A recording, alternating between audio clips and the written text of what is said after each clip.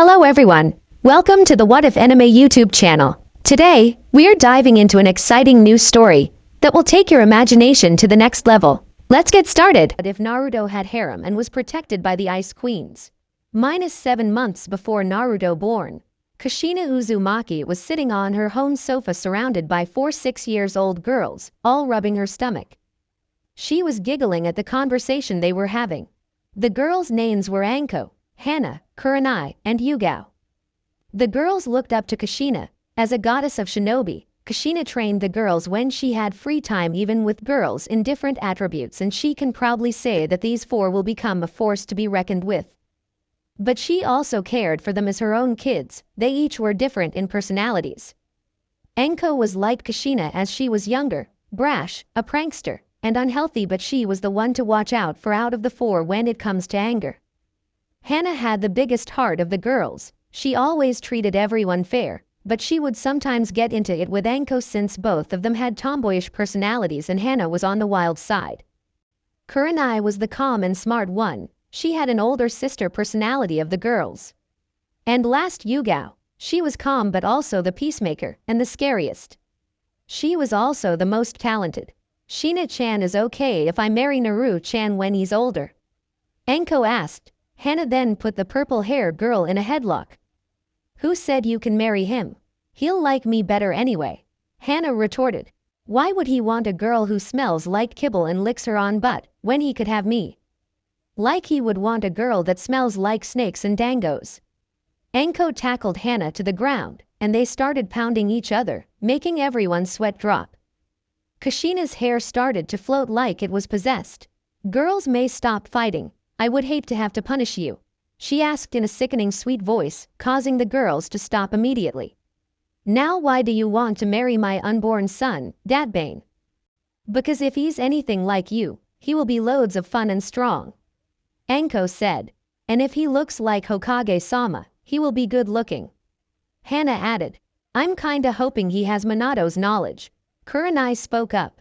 I want to train with him in Kenjutsu. It'll be good to have someone to train with. Yugao finished. You two also. What about Asuma and Hayate? Kushina asked, making the girls scowl a bit. Asuma is too high horse about being the Sandame's son, and started picking up a smoking habit.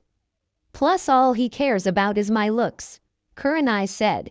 I asked Hayate why he wanted to go out with me and all he said was because I'm pretty. He doesn't know anything about me. Yugao answered as well. But Naru-kun is going to marry me. All girls said, then glared at each other. All of you guys can marry him, Dadbane. The girls turned to Kushina with a questionable look. You see, I'm from the Uzumaki clan as you know, but I'm the last. So Sin Naru-chan will be the last boy. He will be qualified for CRA, which means he can have multiple wives. The girls smiled and looked at each and nodded. I don't mind sharing, Hana said. Yeah, if we all can be happy, why not? Anko added. We're all best friends, so it won't be a problem. Yugao finished. Kushina smiled and went back to her. She came back a few seconds later with a marriage scroll.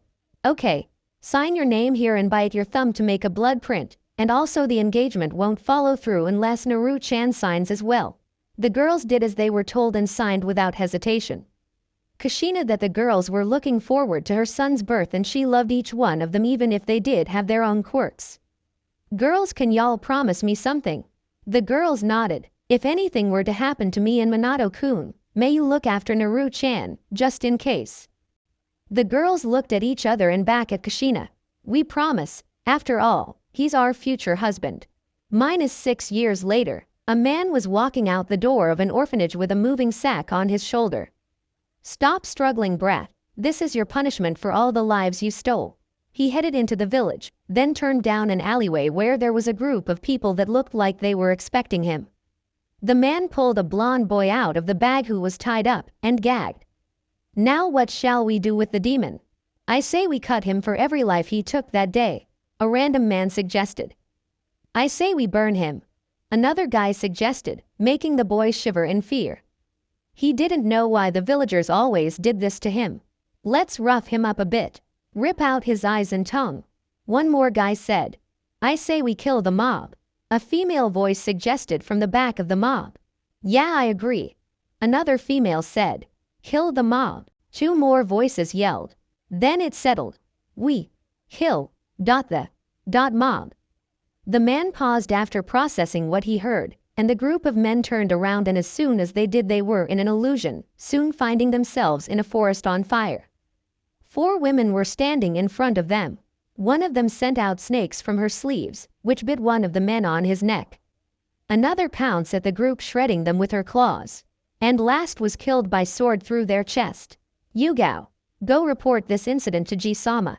Yugao signed. Fine, but first, how is Naruto-kun doing? She turned to see Kurenai untying the blonde. After she was done, Naruto backed up into a corner crying. Not one to be outdone, Enko approaches and kisses his cheek as well. Neither am I. We care too much about you, my handsome blonde. Naruto smiled with a flushed look on his face. Really? Someone cares about me? Hana smiled and approached him and gave him a warm hug. Of course we care. Why would we want to hurt a cutie like you? Hana gave him a kiss away, making Naruto's face go darker. Yugao was the last to approach. She kissed the boy on the forehead. We are with you for now on, Naruto, and we will protect you. So does this make you girls angels? Naruto asked, tilting his head side. When the girls saw this, they were resisting the urge to glomp the boy. That was until he spoke his next words. You girls are beautiful like angels. That did it. They glomped him between them and started kissing all over him. After 30 seconds, he was covered in kisses with a happy dopey face on him, making the girls giggle. All right, let's take him to his new home, and Yugao go give the report, but don't let him know where we are taking him, we promised Kushina-san. Kurenai ordered, picking up the dazed boy. They each then disappeared to different locations. Naruto woke up, rubbing his eyes, and found himself on what seems to be a queen-size bed. Oh, you're awake.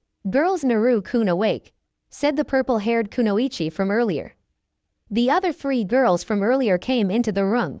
I guess we should introduce ourselves. I'm the and yours Anko Mitrashi. I like dangos and snakes, and love my Naru-kun. I hate perverts and traitors. My dream is to kill a certain snake, and... She paused and blushed. She went close to Naruto and whispered, I'll tell you later, making the blonde shiver. Don't tease him, Anko. Anyway, my name is Hana Inazuka. I like dogs and meat. I love Ruto-kun as well. I hate cats and perverts. In my dream, I'll tell you later. Hana winked. Hello, Naruto-kun. I'm Kurenai Yuhi. I like genjutsu, sushi and reading. I love Naruto-kun. I hate perverts, smokers and traitors. My dream is to become the best genjutsu mistress, and you'll find out the rest. Yugao smirked and walked towards Naruto and started stroking his whiskers. Is it all right if I call you Whisker-kun? Naruto blushed at her touch and nodded. Well, Whisker-kun, I'm Yugao Uzu and I like kenjutsu and crepes. I love my little Whisker-kun. I hate perverts and people who will hurt those I care about. My dream is to become the strongest kenjutsu specialist, and like the others, you'll find out later. My name is Naruto Uzumaki. I like ramen, pranks, training and... Naruto looked at the 4 girls and blushed nervously. My new friends Anko-chan, Hana-chan, Kurenai-chan, and Yugao-chan. This causes the girls to blush and smirk at the boy. I hate getting hurt in the 3 minutes it takes to make ramen. My dream is to become Hokage and have a family or someone who will love me. After he was finished, he looked at the 4 like there was something on his mind. Can I ask you for something? Why do y'all love me? I never even met you. The girls were quiet for a while, then smiled. Yugao stepped forward and decided to speak. Whisker-kun, when we said we loved you, we meant we care about you, that we would risk our lives for you. But don't get me wrong, we still like you for different reasons, I suppose. I admire your kind heart. No matter how hard you're treated, you never give in to hatred and take revenge on the village. Plus you're quite the looker. Anko stepped up next. I think you're pretty awesome. We've been watching you for a while and I like your cunning mind. Like when you had snuck in the Jonin laundry lounge and put an orange sock in their whites. As you know, I'm kinda a prankster myself, Anko said, hugging Naruto in her cleavage, making him blush. Hana pulled Naruto away from Anko and into her cleavage. I like how caring you are and not a pervert. Even though we threw ourselves towards you and the fact you're in my cleavage, you're still looking at my face. You also value life, like the time you were water and changing the soil of a dead flower in the garden my training ground 6. Or when you feed a stray dog you beloved ramen. An. Most stuff is made up, basically they were watching Naruto his whole life. I just did what most people would do. Naruto said to move back from Hana just to be pulled by Kurenai. I also like how you would protect anyone no matter how bad they treat you. Like when you protected the pink-haired girl. I think her name was Sakura, from being picked regardless who she treated you to. You have some great traits for a shinobi, but even greater for a man. But enough of that, it's getting late and it's time to sleep. Naruto nodded. He scooted back on the bed, getting ready to sleep. Then he saw the girl playing paper, scissor, rock. Excuse me, but what are you doing? The blonde asked. Trying to decide who gets to sleep next to you. Anko answered to focus on the game. Why are you sleeping next to me? I can sleep on the couch if it helps. Naruto, if you keep being considerate, it will be hard to keep our hand off you. And plus we don't want you sleeping on the couch, we want to sleep next to you. Hana responded. After the game it was Yugao and Anko sleeping next to him while Kurenai and Hana seethed in jealousy. Naruto was blushing but soon dozed off along with his new precious people. Life was going to get better for him. Yugao woke up the next morning alone, which confused her. She looked around, searching for Naruto and Anko but couldn't find the two of them. She got out of bed and put on, still wearing her nightgown, she walked out the bedroom door and headed downstairs to the kitchen. She noticed Kurenai by the stove cooking some breakfast and Hana was at the table drooling from the smell of bacon. Good morning Kurena-chan, Hana-chan, where's Naruto-kun and Anko-chan? How should I know? You were the one sleeping with them. Kurenai responded. Well they weren't there when I woke up, Yugao said. Maybe Anko-chan is with him. Hana added. After those words left her mouth, the three paused for a moment, then out of nowhere, they started panicking. As much as they love Anko, her sadistic nature was too much. They then split up to search for the blonde and purple-haired friend. After searching, Hana heard water running in the bathroom. She called Kurenai and Yugao to her location. When they arrived, Kurenai knocked on the door. Anko-chan, are you in there? Yes, Nai-san, what's the matter? Anko asked in concern. We can't find Naruto-kun, have you seen him? Yugao asked. Last time I saw him he was in bed. Anko asked. Kurenai and Yugao accepted it and turned to walk away, but stopped to turn to Hana and noticed her eyes were closed, sniffing. Her eyes shot open and kicked down the door which confused the other two, so they followed in. When they arrived they saw a naked Anko making grabbing gestures toward the scared blonde in the corner. Anko, said girl turned to see three pissed off girls glaring at her radiating key with their eyes glowing red. She shivered in fear. Heh, found him. Anko said nervously. Few minutes later, Anko was surrounded by the other girls, Kurenai holding Naruto, while sitting on her knees holding a sign. I'm a bad naughty pervert and I will never do it again. Anko looked down in shame. So, Anko looked at Yugao, who was glaring at her, repeatedly tapping her foot with her arms folded. What have you learned? What I did was a no-no and should have waited until he was older. Anko said in shame. She looked at Naruto. I'm sorry Naru-kun, I just wanted to do some bonding through skinship. Kurenai rubbed her temples with her free hand. It's fine to bond Anko-chan but don't force it and it takes time. What you did was perverted and Naruto-kun is too young for that. Naruto jumped out of Kurenai's arm and ran and gave Anko a hug. Okay Anko-chan, I thought you were going to attack me like the only grown-ups. Anko smiled and hugged the boy back but mentally, all four girls were seething at the treatment of their prince. They started to explain everything to him and get his training started. Namikaze compound, Naruto was shocked to say the least. He was just told that these four girls who just entered his life knew his mother. He was told that these girls were his mistresses who would serve him. But he was against it until they told them they were fine with it as long as Naruto kept a good heart. But the most surprising information was that he was a Jinchuriki. The girls reassured him that the fox was not evil according to his mother, but they had no clue what happened the night of the attack and what made her go on a rampage. Naruto was also surprised that Kyuubi was a girl. Naruto-kun, I want you to concentrate and try to communicate with her. She is vital to your training. You don't have to worry, I promise she will not hurt you. Naruto nodded and sat down, crossing his legs in a meditating position. He stayed like that until he felt a pull and saw a flow of red chakra. Naruto mindscape. Naruto opened his eyes and looked around to find himself in a sewer. This was his mind. Was it so dark and creepy? Naruto stood there, pondered about it, starting to wonder if it was possible to turn it to some else like his new home, or at least a flower field. As soon as it left his thought, the whole area started to flash and he was now on a grassy field. Ah, that's better. Thank you, Naruto-kun. Naruto turned his head to the source of the voice and saw a woman with long red hair, with fox ears and 9 tails, wearing a kimono. I'm glad to finally meet you, Naruto-kun. My name is Kurumi and I'm the Kyuubi no Kitsune. Why, you're the Kyuubi? You don't look like a fox. You look like a beautiful girl, Naruto exclaimed. Kurumi walked to the boy and gave him a hug, blushing from the completement. Well, I am the Kyuubi and I overheard the conversation outside. Naruto-kun, I want to say I'm sorry for what happened the night you were born. We were attacked and I was placed under a genjutsu that caused me to rampage.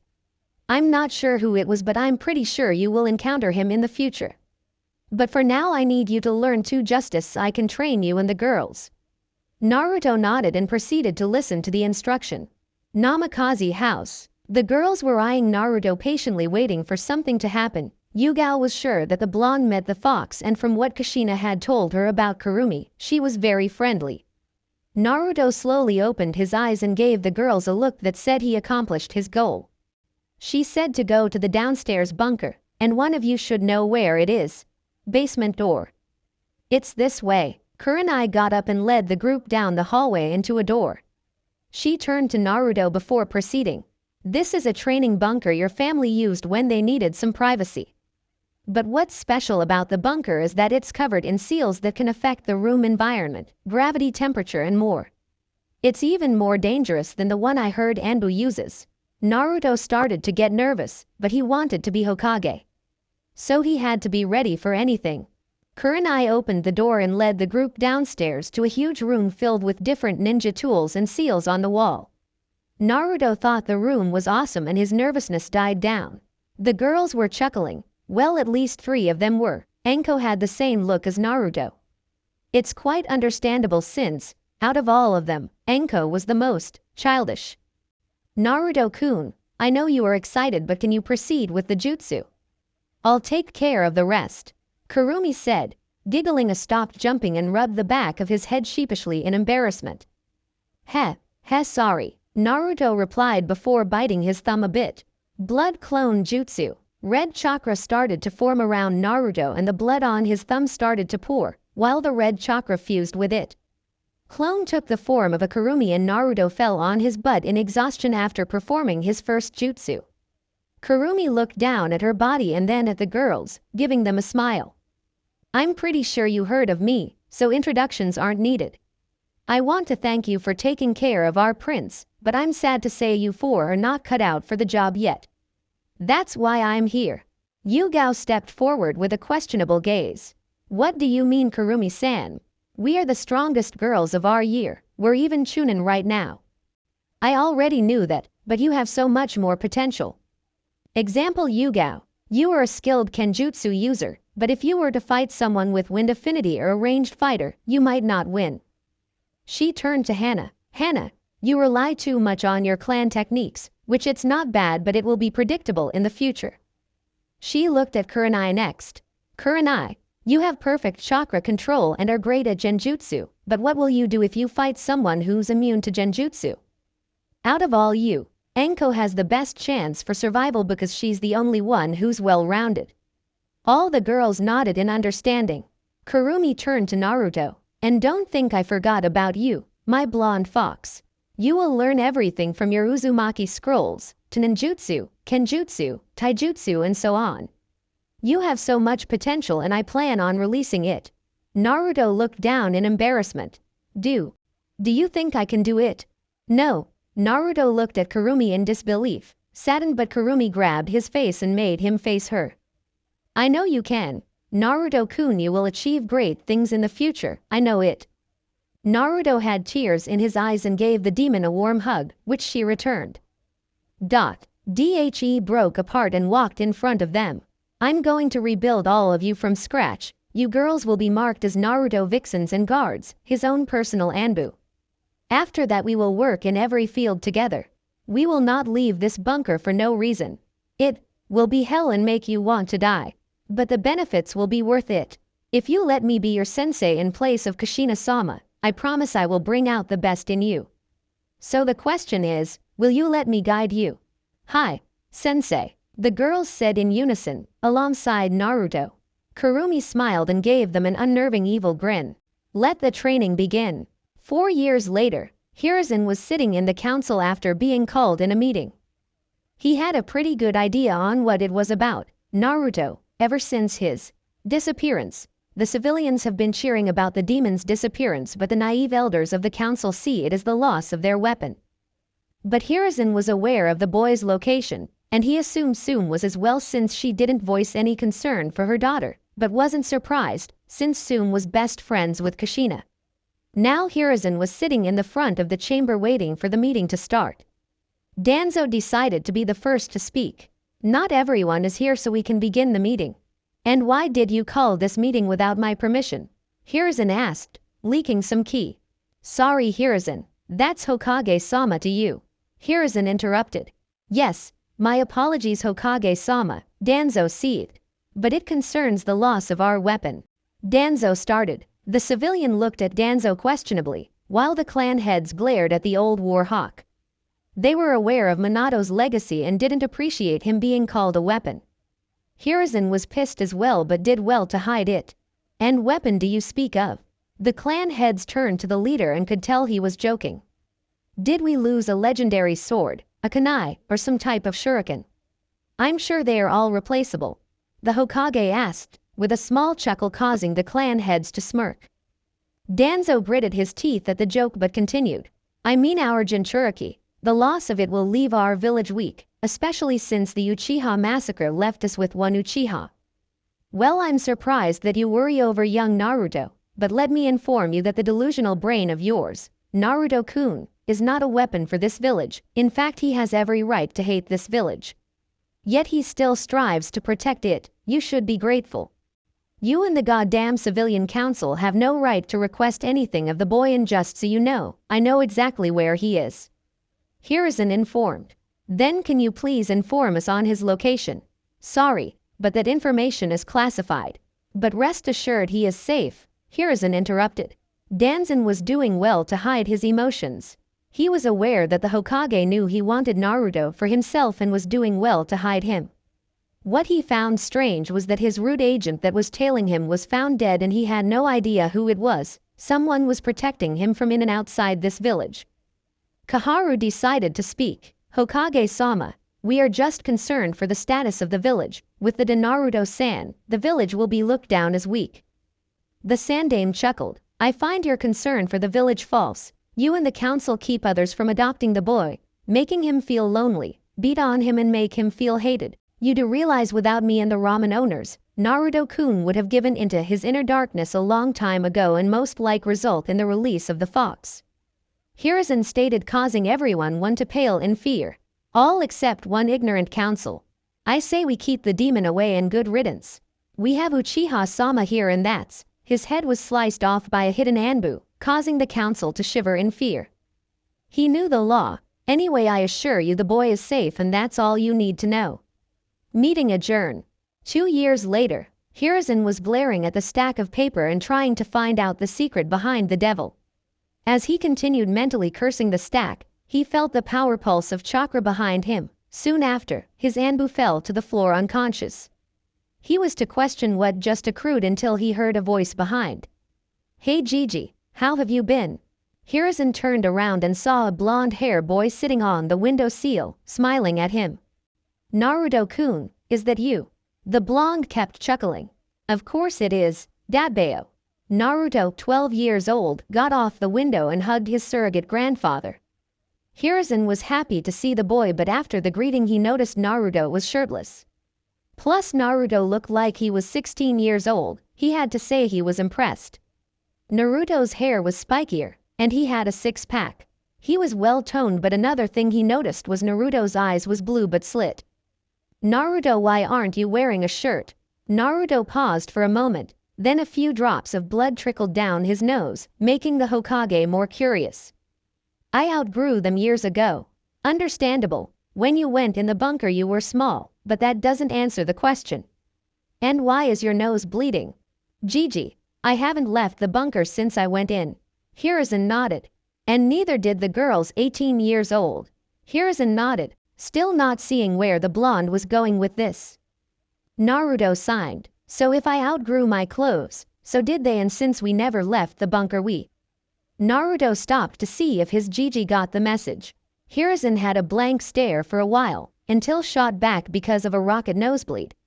Naruto knew this was the outcome. Anyway, Gigi, I need you to give this to Sun-san. This is a list of clothes for the girls. They've been naked for years and it's getting hard not to make a move. Hiruzen got up and wiped his nose. That's fine, but what about you?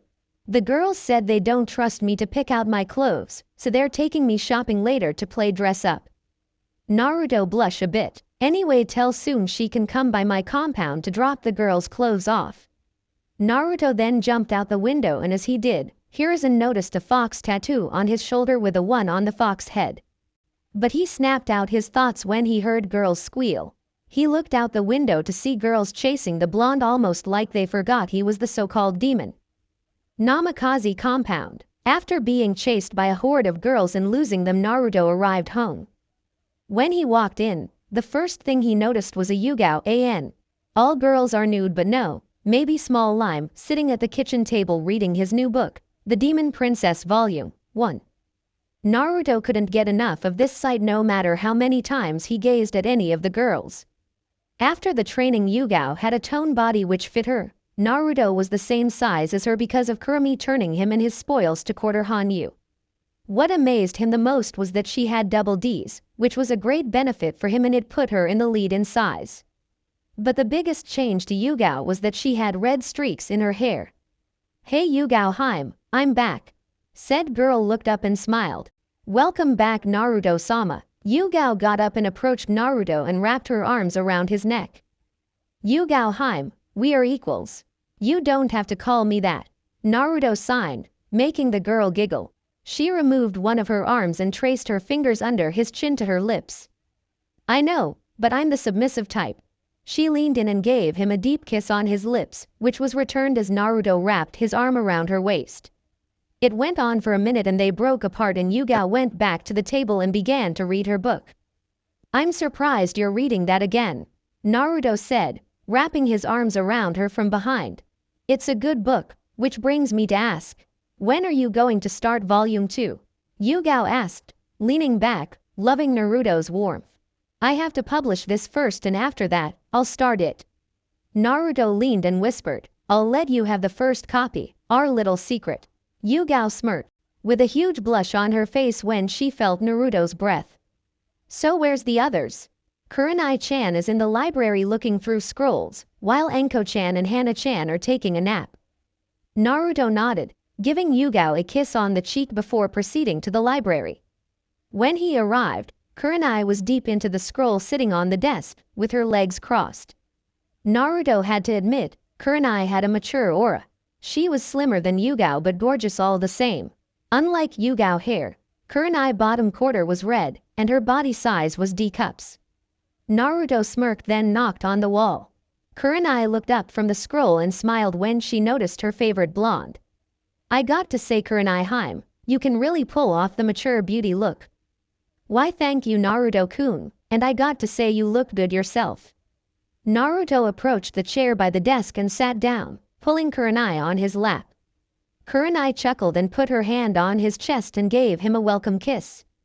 Did you do what we ask? Yeah, Sun should be here soon. What you reading on?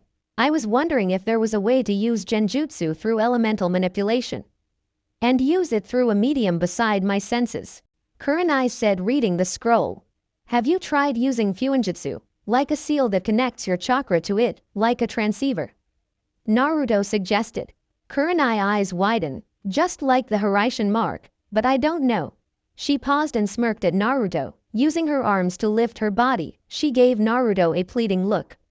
May you please teach me Fuinjutsu, Naruto sensi?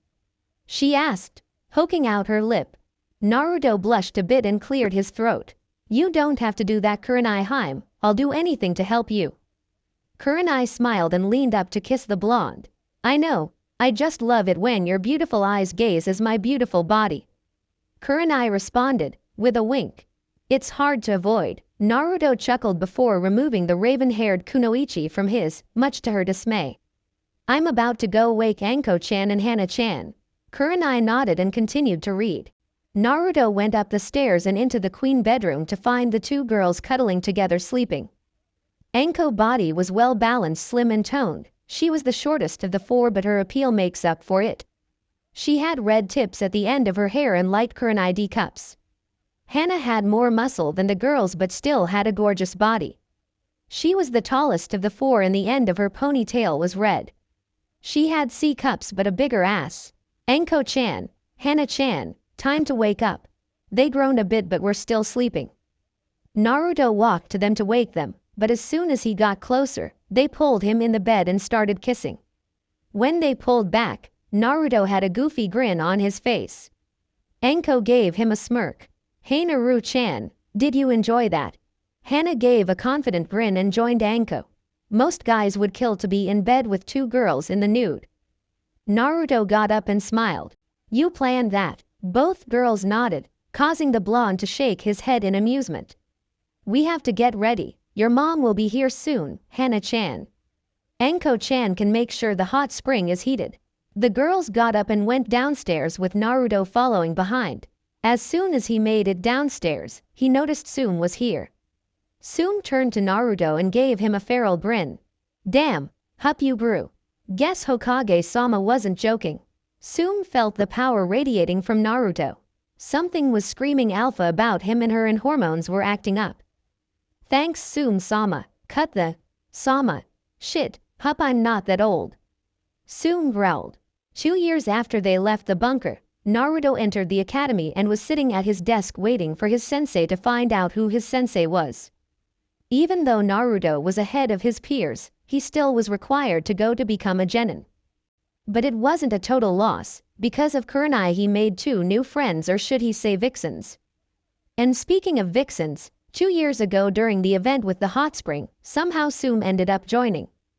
All it took was for Naruto's dominant aura, Tsume getting a glimpse of his package, and the girls informed the clan head that Naruto can turn her to a Hanyu and give her youth.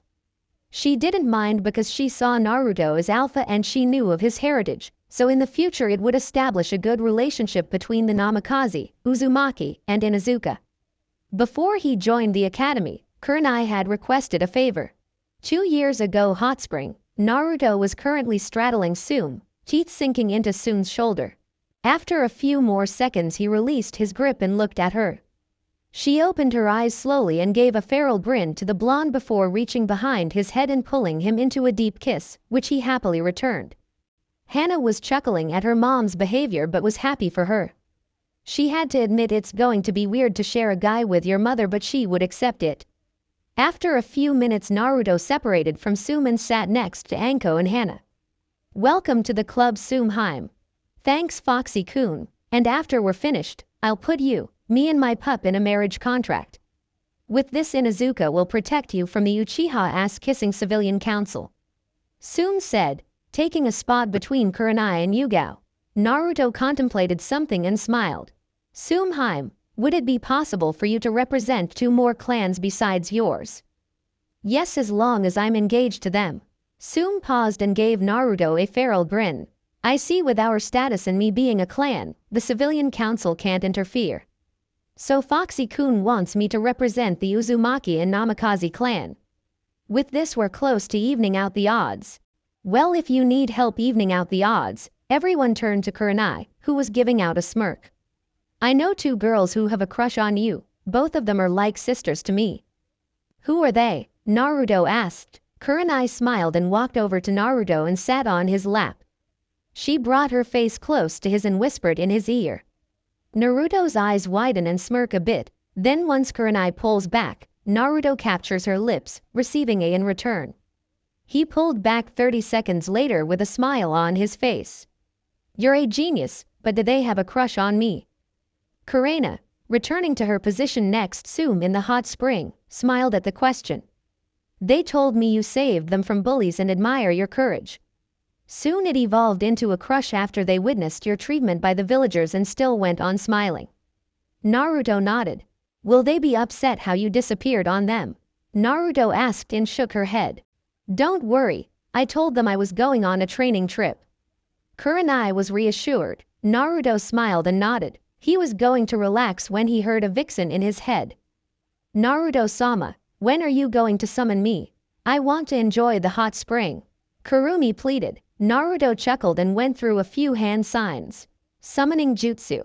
A cloud of red smoke appeared and once the smoke dissolved, a naked Kurumi was standing there smiling. Sume's eyes widened and gave a questionable gaze to Naruto. Sume, meet Kurumi, the Kyuubi no Kitsune. Flashback end. Naruto snapped out his thoughts when his two new best friends and vixens walked up to him. Hey Naruto-kun, are you excited for today? Naruto turned and saw Hinata Hyuga with her usual happy smile and Izumi Uchiha wearing a confident grin. Kurenai had introduced the girls to Naruto before he joined the academy, and to say they were beyond happy was an understatement. After they established a friendship, Naruto noticed that they each had a problem with their skills, Hinata with her Juken and Izumi with her Sharingan, which surprised Naruto since she was 12. Instead of training them himself, he asked Anko and Hana to train Hinata in a snake style, confidence in medical techniques.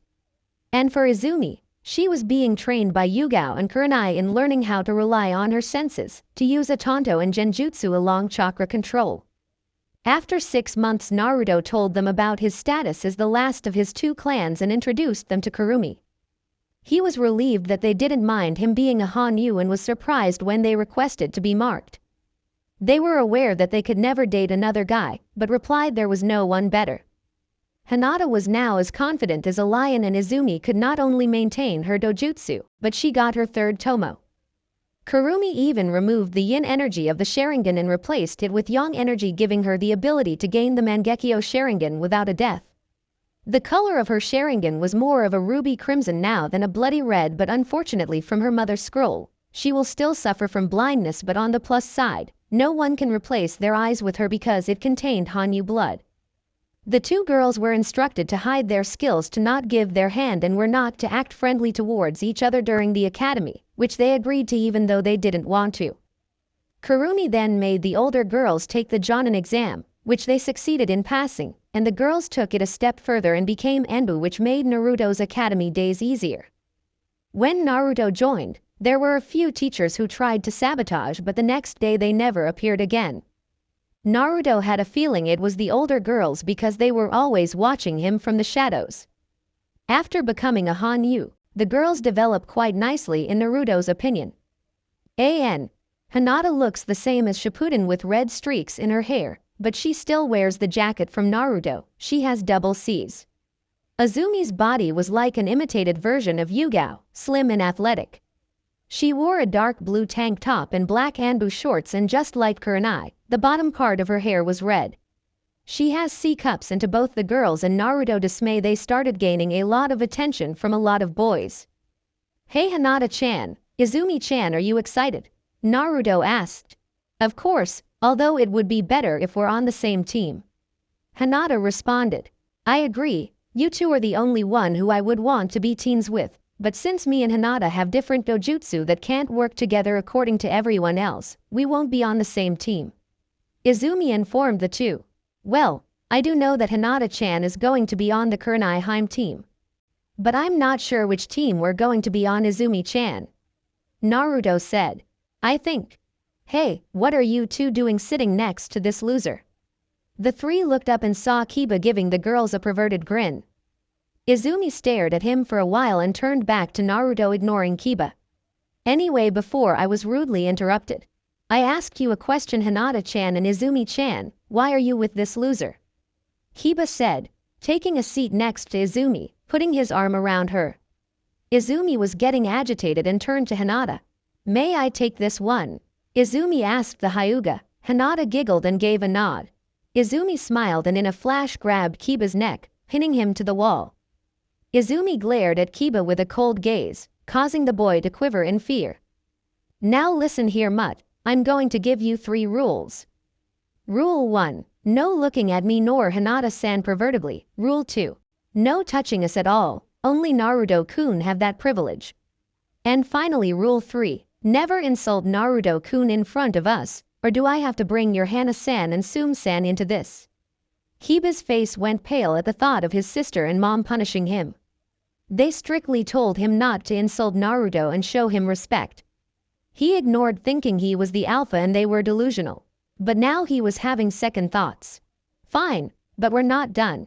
Kiba plopped on the floor and went to his own seat as Izumi returned to her spot next to Naruto, enjoying each other's company as the rest of the class walked in.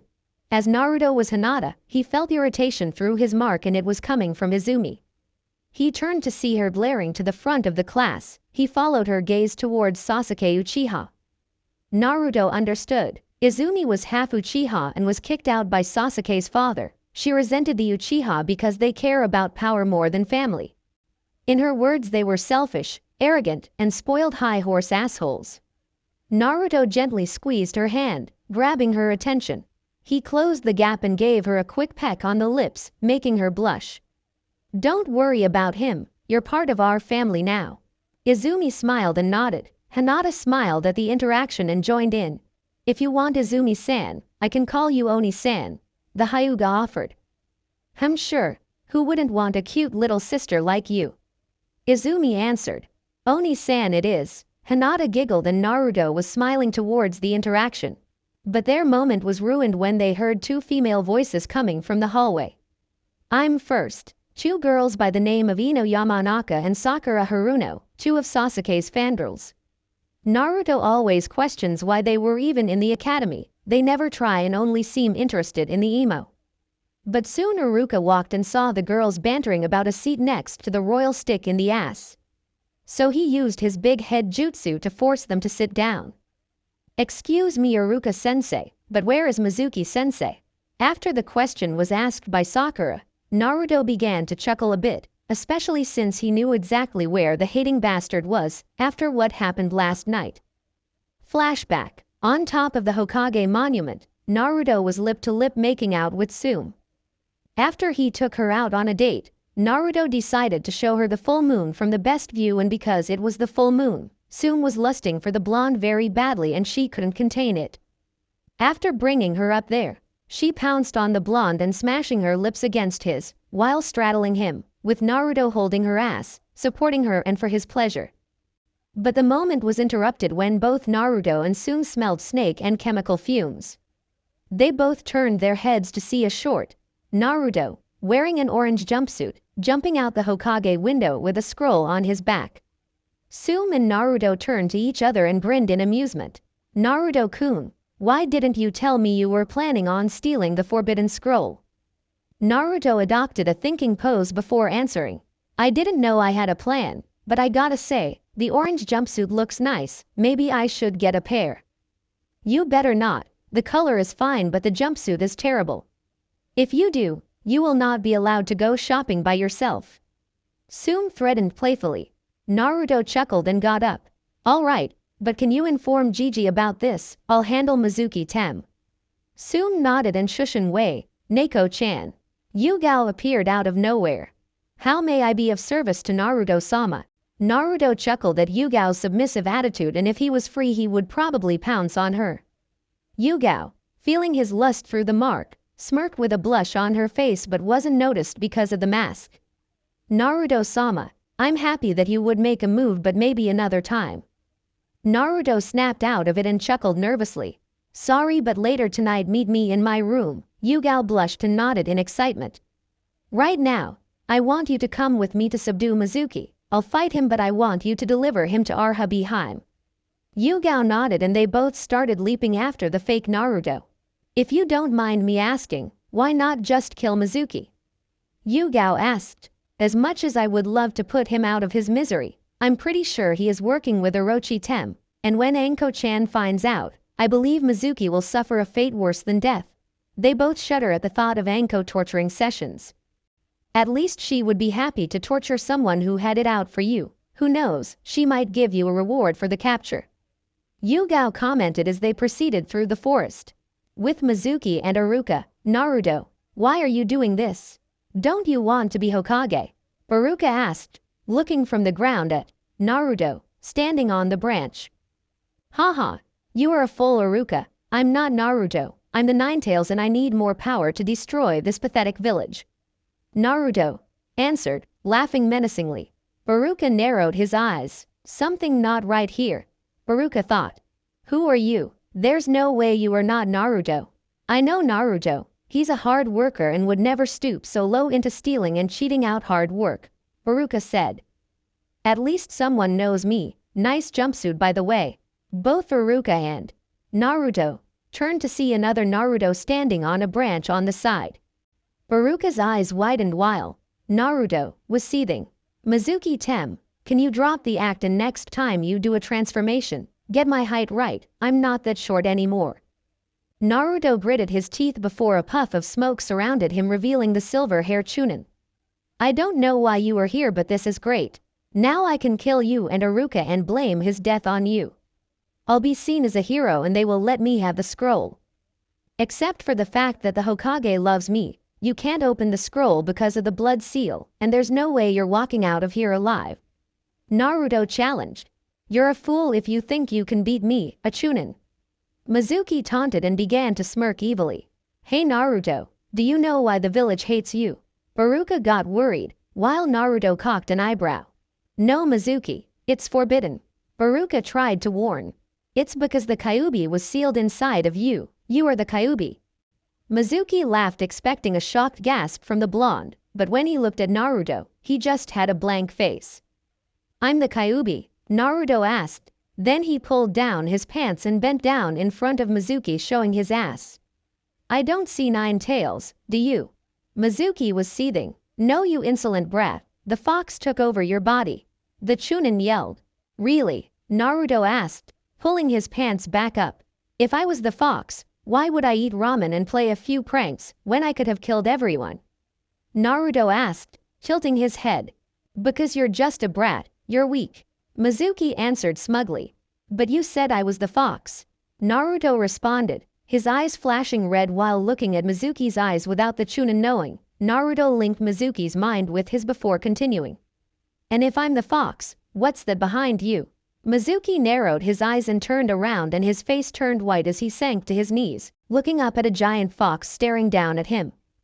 So the Tem who's been messing with Naruto-sama. Naruto's sweat dropped at the suffix.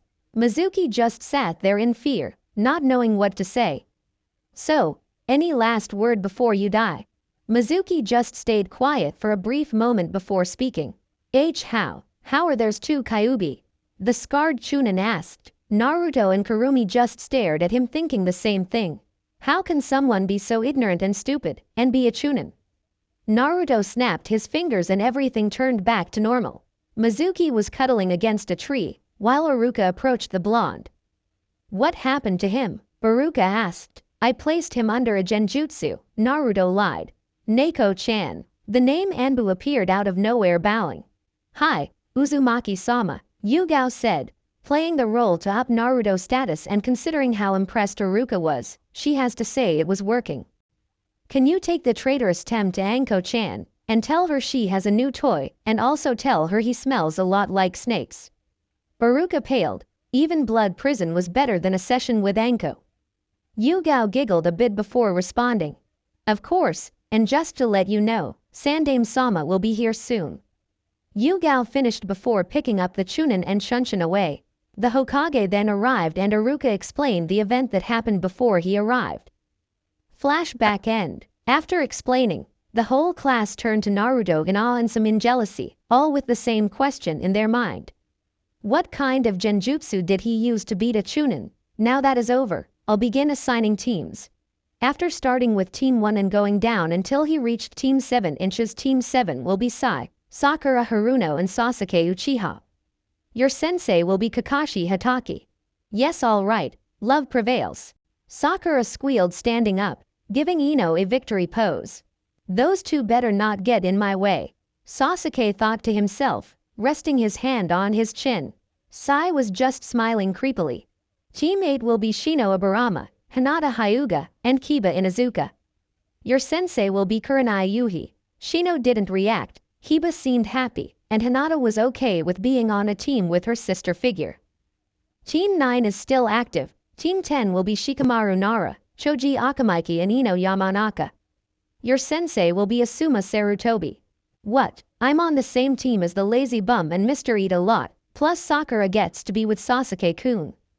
Ino complained.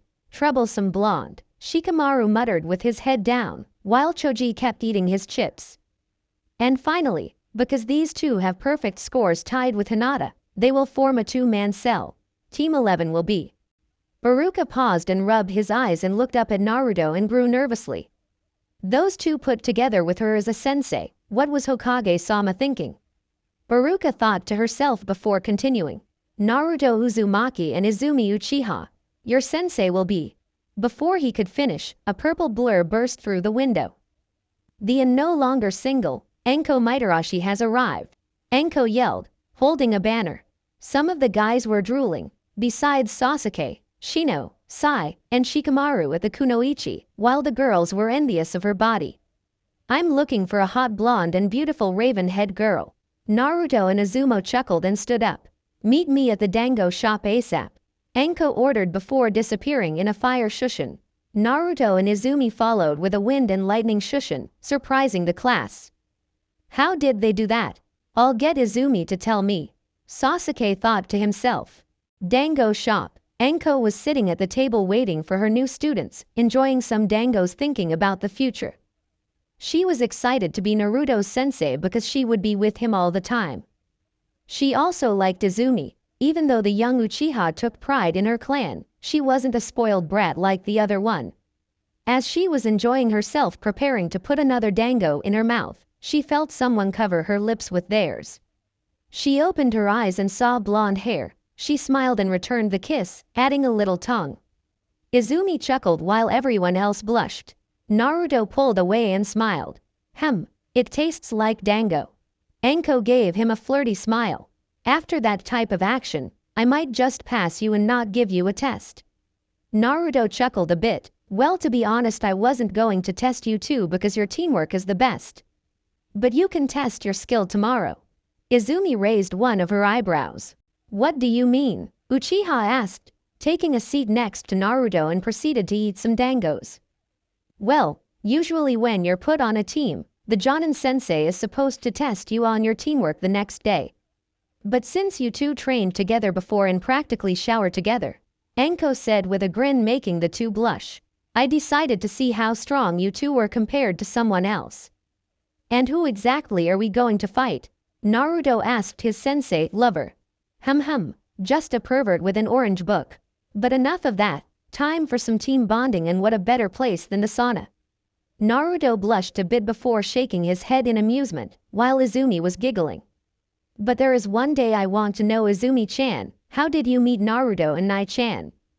Izumi shook a bit and sighed. She knew she couldn't avoid it anymore. She didn't want to have any trust issues. Well, I met Kurenai-chan when I was 5 years old. I was getting picked on by people from my own clan for being a hybrid. Kurenai noticed and helped me. After that we kinda bonded. She later introduced me to Hinata-chan and she became like a second sister after Kurenai-chan. A year later my brother, Shisuini, introduced me to Itachi-san and he helped me train since no one else would besides my brother and mother. Izumi said with a smile and then frowned because she didn't know how Enko would react. As she was getting nervous, she felt something grab her hand. She looked over to Naruto, who was giving her a warm smile that washed away her nervousness. She turned back to Enko and breathed a bit. 2 years later, as you know, the Uchiha clan was killed by Itachi-san. I didn't care about the clan, but he killed my brother. Izumi started to tear up. Imagine that guy you looked up to, betraying you. Enko slowly reached up to her neck where her mark used to be. I don't have. As you know, I used to be an Orochimaru apprentice, but he ended up betraying us and the villagers took it out on me. That's why the next time I see him, I will put his head on a platter. It was a good thing Kurenai-chan, Han-chan and Yugao-chan still were willing to be my friend. Plus I also have to thank a certain blonde-haired Gaki for removing that pain in the ass seal. Enko finished as she winked towards Naruto. But continue. Izumi nodded. After the massacre, I was approached by someone who promised me power to get revenge on Itachi. I was in a depressed state, that I accepted the offer without hesitation. Izumi said, if I recall, when we left the chamber, Nai-chan went to look for you and Hinata-chan, but she said you were acting weird, almost like an emotionless. Enko paused, then narrowed her eyes. Izu-chan, did he approach you? Enko asked in a serious tone. Izumi nodded. Yeah, Danzo-san made me a route and my first mission was to gather intel on Naruto-kun. The Uchiha explained with regret. Flashback 2 years ago, Naruto was walking from Ichiraku's after visiting his favorite ramen, heading home with a happy stomach until he felt a presence behind. Someone is following me. It feels like a chunin. I don't feel any hate nor anger from this person. Naruto thought to himself as he led his stalker towards empty training. When arrived at training ground 44 in front of the gate, he stopped moving with his hands in his pocket. You can come out now. After a few minutes a female figure jumped in front. How did you know? I can sense chakra. Why are you following me? Naruto asked, narrowing his eyes. He can see black chakra coming out of her mouth. I guess it's time to help Izumi for Kurenai-chan. From what I can tell, the black chakra is leading towards some type of seal in her mouth. But who? Naruto stops his thoughts and smiles. I was following you because I'm interested in you. Izumi answered with a small smile. Well, I would believe you if you didn't look dead inside your eyes. Plus I thought it was against Danzo's belief for his tools to have emotions. Izumi's eyes widened as she leapt back, but as she did, Naruto vanished from sight and appeared behind her. Sorry about this, but Kurenai is worried about you, so have a good night's sleep, he said before knocking her out. Namikaze resident, Izumi woke up tied to a chair. She tried to move and produce some chakra but couldn't. Don't bother. Izumi looked up and saw Naruto looking at her. Sorry, but I sealed your chakra and removed the slave seal from your tongue. Why didn't you kill me? Because it would upset Kurenai-chan and Hinata-chan for one, and two, I remember protecting you from some bullies when we were 4 and you seemed like a nice person. But why the change? Kurenai-chan said you wanted to be friends with me and become closer to me, but when I look at you, all I see is emptiness. Like she cares. She abandoned me when the clan was massacred, and what's worse is my idol was the one who killed everyone, including my brother. No one cares. You wrong. Kurenai-chan, Hinata-chan and I care about you. Do you think working for that cowardly war hawk is the way to go? He just uses you to get to me, and once he has me, you will be nothing but fodder. Naruto explained. Izumi sneered at the comment, but it didn't bother the blonde. What do you know? He promised me power and all I have to give him is your eternal loyalty. Izumi paused and nodded. Did he tell you that route is supposed to be disbanded? Do you know what that means for you? He can't risk the Hokage finding out, so if he feels like you would be exposed, that seal on your tongue will kill, not that he would keep you around. If he trusted you, he wouldn't have put a slave seal on you. Izumi was angry, but not at the blonde, but because he was right. All she cared about was her revenge. So what? I have nothing else to live for but my revenge. Should I just give up? Naruto closed his eyes and walked in front of her. He then bent down to her level and opened his eyes. Izumi calmed down when she met his gaze. She felt warm and he looked like he cared for her, but why? If you have nothing to live for, then I'll be your light. Izumi's eyes widened as she felt her body tremble. I'm not saying give up on revenge, just don't let it consume you. If you need a light to guide you through your hatred, I will be that light. I'll help you get stronger and I'll help you with your revenge. Izumi was crying. She didn't feel this type of care since her brother. Can she do it? Can she trust this blonde? He protected her once before. How do I know I can trust you? Naruto gave her his foxy grin, which made her blush. Because I'm going to become Hokage and the Hokage protects all his precious people. I'm one of your precious people. You're precious to Kurenai-chan and that means you're precious to me. I will never abandon you like Itachi. Naruto said as he cut the restraint. When Izumi was free, she leapt into Naruto's arm, embracing him in a hug. I'm sorry. Can you tell Kurenai I'm sorry? Naruto wrapped her arms around Izumi and smiled. You can tell her yourself when she returns. If you ever need anything, don't be afraid to ask. Naruto offered. Izumi looked up at Naruto with a real smile and nodded. Flashback end. After that Naruto took me and Hinata-chan to the bunker with Kurumi-sensei and the rest is history. Izumi finished, wrapping her arms around Naruto's, laying her head on his shoulder. Wow, to think that asshole Warhawk would stoop so low. But it's to be expected. Anyway, let's go home and get some rest for your tomorrow fight with the Cyclops. But while we wait, we can do some skinship exercises, Anko said with a perverted smile. After finishing their dangos, the group head back to the Uzumaki complex to relax a bit. When they arrived, they noticed they were the only one home. So Naruto went to his room and got out his clothes and put a towel over his waist and headed off to the bathhouse. After putting his clothes in the locker room he headed outside. There you are, we've been waiting. Naruto turned to the voice and saw a very naked Anko and Izumi wearing a towel sitting in the water. It's time for some team training. Lime scene warning. Naruto chuckled and stepped into the water. Anko looked at Izumi and smiled. Izu-chan, as your sensei I have to test your teamwork with your teammate, so I want you to deepen your bond with Foxy-kun. Izumi gave a flirtatious smile and approached the blonde and straddled his lap and wrapped her arms around his neck. Then she pressed her forehead against his and smiled. Ready Naruto-kun? She asked, licking her lips. Naruto smiled and gave her a nod. She captured his lips with her as the blonde wrapped his muscular arms around her waist, pulling her closer. Izumi was licking his lips asking for permission, which obliged as Naruto accepted her into his mouth. Izumi started to as she felt her core start to heat up. She separated herself from him, her face red as tomatoes. Please Naruto-kun, touch me more. Naruto smiled and removed his hands from her waist and started to fondle her body, causing her to squeal a bit. Don't. Stop, Izumi said, bucking her hips back and forth against his crotch. Naruto began to release some S. He then felt a pair of hands grab his face and turned his head. Anko licked her lips at Naruto's lust-filled eyes and gave him a seductive smile. It's time for you to bond with Sensei, Foxy-kun. Anko teased before capturing his lips, forcing her tongue down his throat causing both of them to in each other's mouths. Anko then took one of hands and put it between her legs. Naruto caught on and started to rub her womanhood, causing Anko to rotate her hips. Izumi started to move fast, biting her lip. She felt herself build up a little more. Anko also felt herself reading to come soon as well against Naruto finger play and her playing with her own body. The breath started to hitch until it was time to release. I'm coming. Both Kunoichi cried as they released their pent-up lust. The three didn't notice that there was a pink light surrounding them for a brief moment.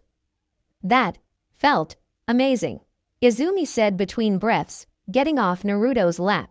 Huh, yeah, Anko agreed. She then turned to Naruto manhood and smiled. It looks like Foxy-kun hasn't been released yet.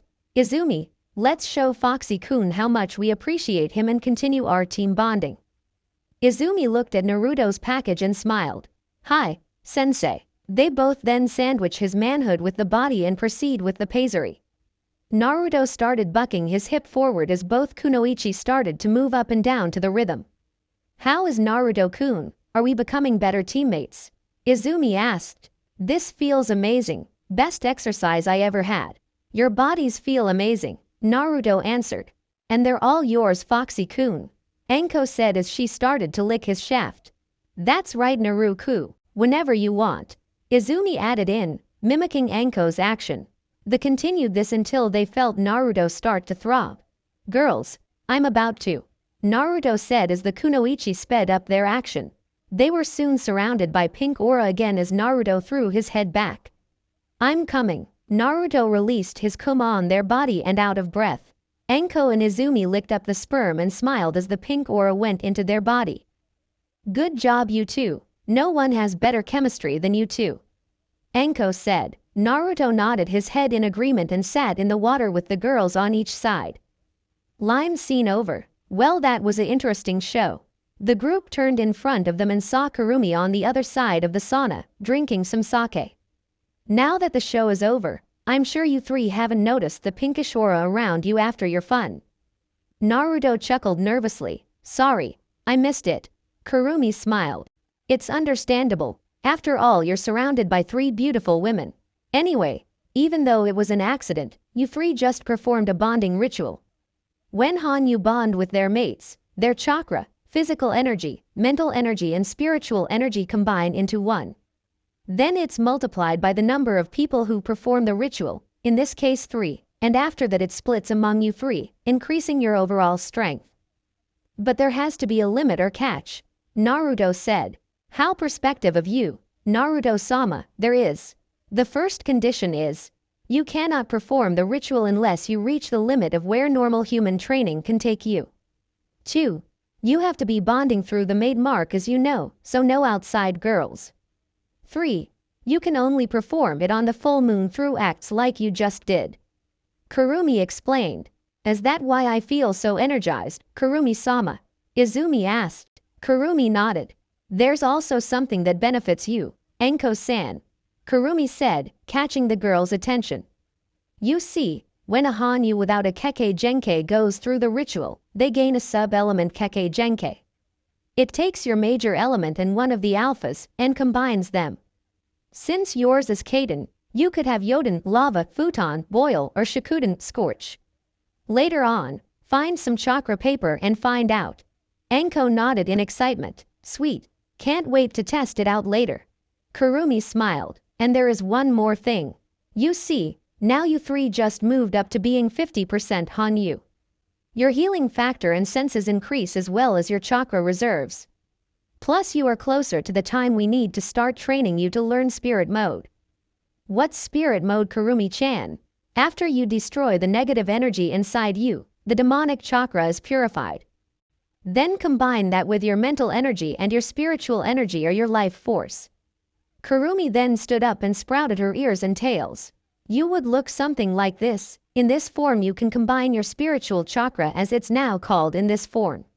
She then forms a huge shuriken out of red energy. You can add an element to this as well, and when you throw it, she threw it outside in the sky and it exploded, but this form only lasts depends on control over spiritual chakra. When can we learn it? The 3 asked in excitement. Yeah, that looks pretty cool, Kurumi-sama. The group turned behind them and saw Yugao, Kurenai, Hinata, Sum and Hana walking in, with the first 3 naked and the others covered by a towel. Hope you don't mind us joining. Yugao said. Sure Himes, how much did you hear? Naruto asked. The 50% Hanyu part. Kurumi nodded and began to explain everything to the rest of the group. She also informed them that they had to wait for the next full moon to perform another ritual. Naruto asked, will it increase his Hanyu blood? No, it won't, but it will increase your lifespan. Now enough. Talk, we came to enjoy ourselves. The group nodded and proceeded to just relax while a few of the girls made out with their alpha leader. 1 hour later, Kurumi told Naruto and the girls to meet in the training room. She pulled out a scroll with a symbol of a heart-shaped moon. I think it's time for you guys to have this. I got this from my world. She opened the scroll and there was a symbol of a lock. I want you guys to bite your thumb and perform the summoning jutsu. When the jutsu is done you will have a new summon, but be warned, it will be one of 4 animals and it will get rid of any contracts you have. Kurumi informed, looking at Anko. That's fine, I really hate Manda anyway. Anko replied. Good. Also after you perform the jutsu on the scroll, you will each have a chain appear on your arm. It will be a new weapon only you and your mates can hold. Kurumi said. What's the weapon called? Yugao asked in excitement. Kurumi smirked. It's called the Keyblade, so today is the day. I can't wait until Anko gives us the result. What do you think they'll do? Yugao asked. She was with her friends Hana, Kurenai and Hinata at the local dango place. They were discussing the possible results of Team Anko. They had a goal involving Kakashi. I'm pretty sure they'll do fine. Oh shit, he's here, Kurenai said, pinching her temples. All the other girls gave her a confused look. That was until Asuma appeared. They now knew what she meant. Hugh Kurenai, how are you? Asuma said, taking a seat next to the red-eye Jonin. Kurenai signed. I'm doing fine. Why are you here, Asuma-san? Kurenai asked. Asuma smiled and sat next to Kurenai, trying to put his arm around her. But to his dismay, Kurenai ducked under his arm. Asuma seethed but held it back. I was wondering if you wanted to go. Asuma started. I refuse. I'm not interested. Now if that's all you want, please leave. Kurenai said, without looking at the Jonin of Team 10. I don't understand why you can't understand what no means. And I don't understand why you would refuse me. I'm the son of the Hokage and very strong. Asuma responded. Kurenai signed and looked at her sister wives, who gave her a nod. She smiled at them and turned to the bearded Jonin. Well, if you really must know, I don't want to go out with you because I'm interested in someone else. Asuma gritted his teeth in anger. How could he lose his Kurenai to someone else? He needed to know. Who is it? Before Kurenai answered, Yugao jumped in. And why do you want to know? What will you do with that info? This doesn't concern you, Asuma told the cat Anbu. Yugao glared at Asuma when he made that statement. You're wrong. Anything involving my sister involves me. Learn she is not interested and try to find someone else. Yugao suggested. Asuma grunted and turned to Kurenai. This isn't over, you'll be mine, Asuma said before walking away. Kurenai smirked and touched her fox mark on her neck. Not likely. I don't understand why guys can't just give up. Yugao nodded in agreement. I understand. Hayate has been asking me out every chance he gets. It's aggravating. I can't wait until Naruto-kun announces his status as the CRA, but it might cause him some problems. I agree. Naruto-kun will have some problems in the future, especially when it comes to your two stalkers you two. But even with Hana-san and Sun-san in the circle, Kiba thinks he can do what he wants with me. I just wish I could kill him and be done with it. Hinata said. She wanted to end the pup's life, but it'll hurt his mother and sister's feelings. Hopefully Anko stops playing games and announces Naruto and Izumi's status as genin. We all know she could just pass them, but a part of me is glad she is taking her job seriously. Hana then got a good idea. How about we go watch them? Both of them taking on the Cyclops could be entertaining, the Inuzuka suggested. The others smiled at the idea. Team 7 training ground. What's with these kids? Kakashi asked himself, dodging another fireball from Izumi. Izumi and Naruto informed him that the test was to try and get a certain item from him, and judging by their line of sight, it was the bells. He agreed, thinking it would be as easy as his team. He soon found out he was wrong. The fireball created a smoke screen and sent him flying back with a huge explosion. It seems that fireball had too much chakra. She probably doesn't have control over her strength. The Cyclops thought before ducking under a kick from Naruto. Kakashi threw a punch towards Naruto, but the blonde jumped back, avoiding it. Izumi charged Kakashi with a kunai in her hand. Kakashi took out some shurikens and tossed them towards the female Uchiha. Izumi parried them all and tossed the kunai towards Kakashi, but unknown to him until he tilted his head to dodge the kunai, there was a paper bomb strapped to. Shit, Kakashi screamed before the bomb went off. Wow, Izumi-chan, are you trying to kill him? Naruto joked. That won't be enough, I'm pretty sure he's okay, Izumi said, laughing along with her teammate. Soon they stood back to back scanning the area for Team 7 sensei. Not left, right, behind, front or above. She looked over her shoulder into her lover's eyes and nodded. They both started to go through some hand signs.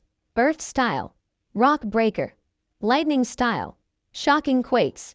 Izumi and Naruto slammed the palms on the ground, lightning coming from Naruto and cracking on the earth from Izumi, destroying the field. Kakashi jumped from the underground, sweating a bit. Are you trying to kill me?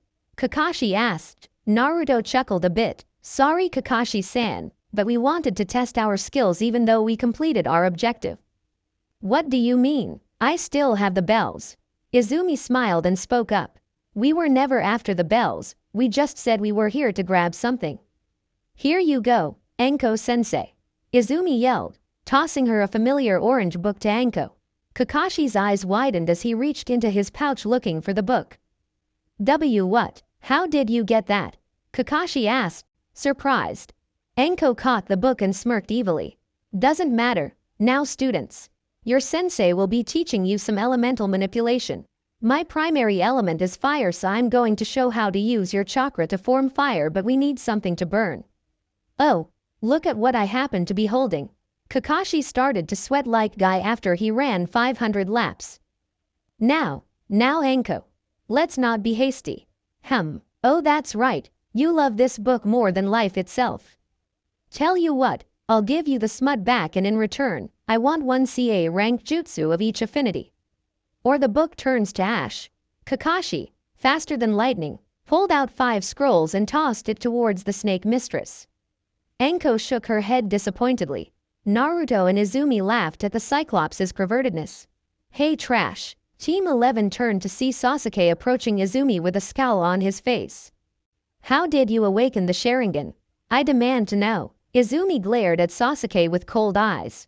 The weak shouldn't demand nothing of the strong. Train more, Izumi answered. Soon Kurenai and the rest joined them. A red fox walked by, which Team 11 recognized as Kurumi. Sakura approached the group. That's right, you should help Sasuke-kun. The Pinkett yelled. What do you mean? That's right. No one suggested that, Naruto said. Kurumi eyed the girl suspiciously. Weird, I noticed for a while now. She always seems to be talking to someone, but she's not a Jinchuriki like Naruto-sama. Maybe I can use this. Kurumi in her fox form walked to the Pinkett and nuzzled on Sakura's leg, causing the girl to turn to the fox. Wow, so cute. Sakura picked up the fox and hugged it. Naruto looked at Kurumi confusingly, but was shocked when Kurumi bit Sakura on the shoulder, pouring some of her chakra into her. OWWW, Sakura yelled in pain, tossing Kurumi on the ground. Damn, stupid fox bit me. Kurumi hopped into Naruto's arms and nuzzled him in the neck. Kurumi, what did you do? Let's just say I'm helping her with her mental trauma. Anyway, now that you succeeded, I think you should celebrate with Kurenai-san and Hinata-san. They deserve it, while not taking them out and then having a little fun. Kurumi suggested. Naruto turned to the females of Team 8 and smirked. He walked up to the two, gaining their attention. Hinata blushed and leapt into his arms, nuzzling her cheeks with his, making the boy chuckle. Hey Hinata-chan, Kurenai-chan. How about for your celebration for becoming a team, we go out, just the 3 of us? Hinata squealed and gave the blonde a deep kiss. Sure Naruto-kun, I love to. Kurenai walked up to the blonde and kissed him on the cheek. Sure Naruto-kun, and if we enjoy it, we might give you a reward, Kurenai said with a wink. Sure, in fact, I thought of something special for the both of you, Naruto said with a smirk. The group proceeded to leave, but Naruto went a different route from the group to set up the date, and the girls went to the dango shop. Sakura was happy and was about to ask Sasuke on a date when she felt woozy. Later that night, Kurenai and Hinata were dressed in a red and lavender kimono where it hung off their shoulders. Anko gave them instructions from Naruto to meet on the Hokage monument at midnight.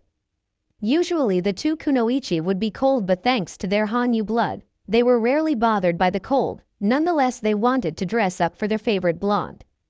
But the question that plagued their mind was why he had them wearing a bikini under it. When they arrived at the top of the Yondaime head, they were surprised and smiled a bit with a blush on their face. Hinata's bigger than her sensei's. Kurenai put a finger on lips, smirking. So this is what you had planned. I must say I'm impressed. What can I say? I'm an unpredictable shinobi, Naruto said, standing next to a Kage Bunshin, both wearing a waiter outfit, with his hair combed back and standing next to 2 massage tables. Behind him was a stand with oil and lotion on it with some candles. Now if you beautiful ladies would please take a table, my mistresses. Kurenai blushed with a smirk, while Hinata tried to suppress a nosebleed at seeing Naruto in a tux. Naruto and his clone lead the girls to a table as they take off their kimono. The girls were wearing a 2-piece bikini, but Hinata's was lavender and Kurenai's were a crimson red. When they laid down, Naruto started to pour oil on them, sending a warm sensation down their spine. As Naruto and his clone straddled the girls and rubbed them down their back, Kurenai smirked. Naruto-kun, you won't be able to cover every spot unless you undo my bikini strap. Hinata giggled at Naruto's shocked expression. The blonde smirked and bent down and undid the strap with his teeth, causing the raven-haired girl to shiver when she felt his hot breath. The other Naruto reached around and cupped Hinata's body with his oil hands, causing her to more Naruto-kun. Naruto started to nibble on Hyuga's ear while continuing to massage her body.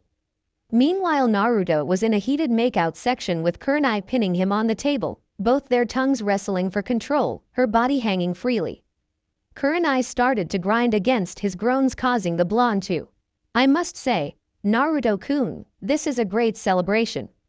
Kurenai said, separating from Naruto's lips. I'm glad you are enjoying it. Naruto responded by turning to Hinata and the clone, watching them both making out with the Hyuga on his lap. Shall we continue? Naruto asked, turning his attention back to Kurenai. Kurenai gave the blonde a seductive smile.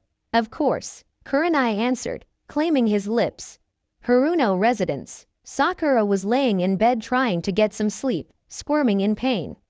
She kept twisting and turning, while sweating like she had a fever. What she didn't know was that the cause was inside her mind. Sakura Haruno mind, Sasuke-kun is amazing, how dare Team 11 get in his way? I'll make them pay, cha.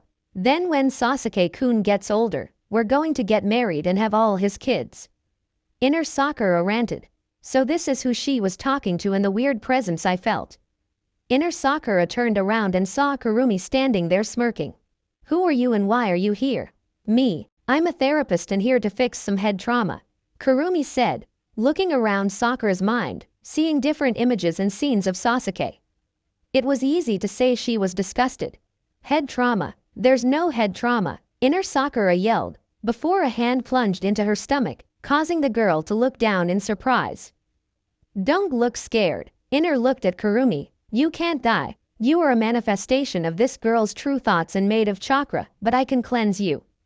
I'm just giving you a small gift that will help you in the future and get your mind off that pitiful Uchiha. Kurumi explained. Inner was then surrounded by red chakra from head to toe. Kurumi stepped back and smirked.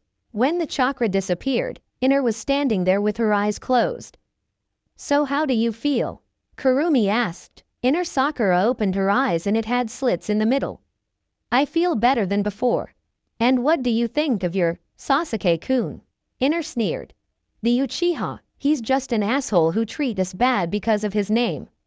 Besides, who needs him when we have Naruto-kun? As Inner said that, the images and scenes of Sasuke began to crumble.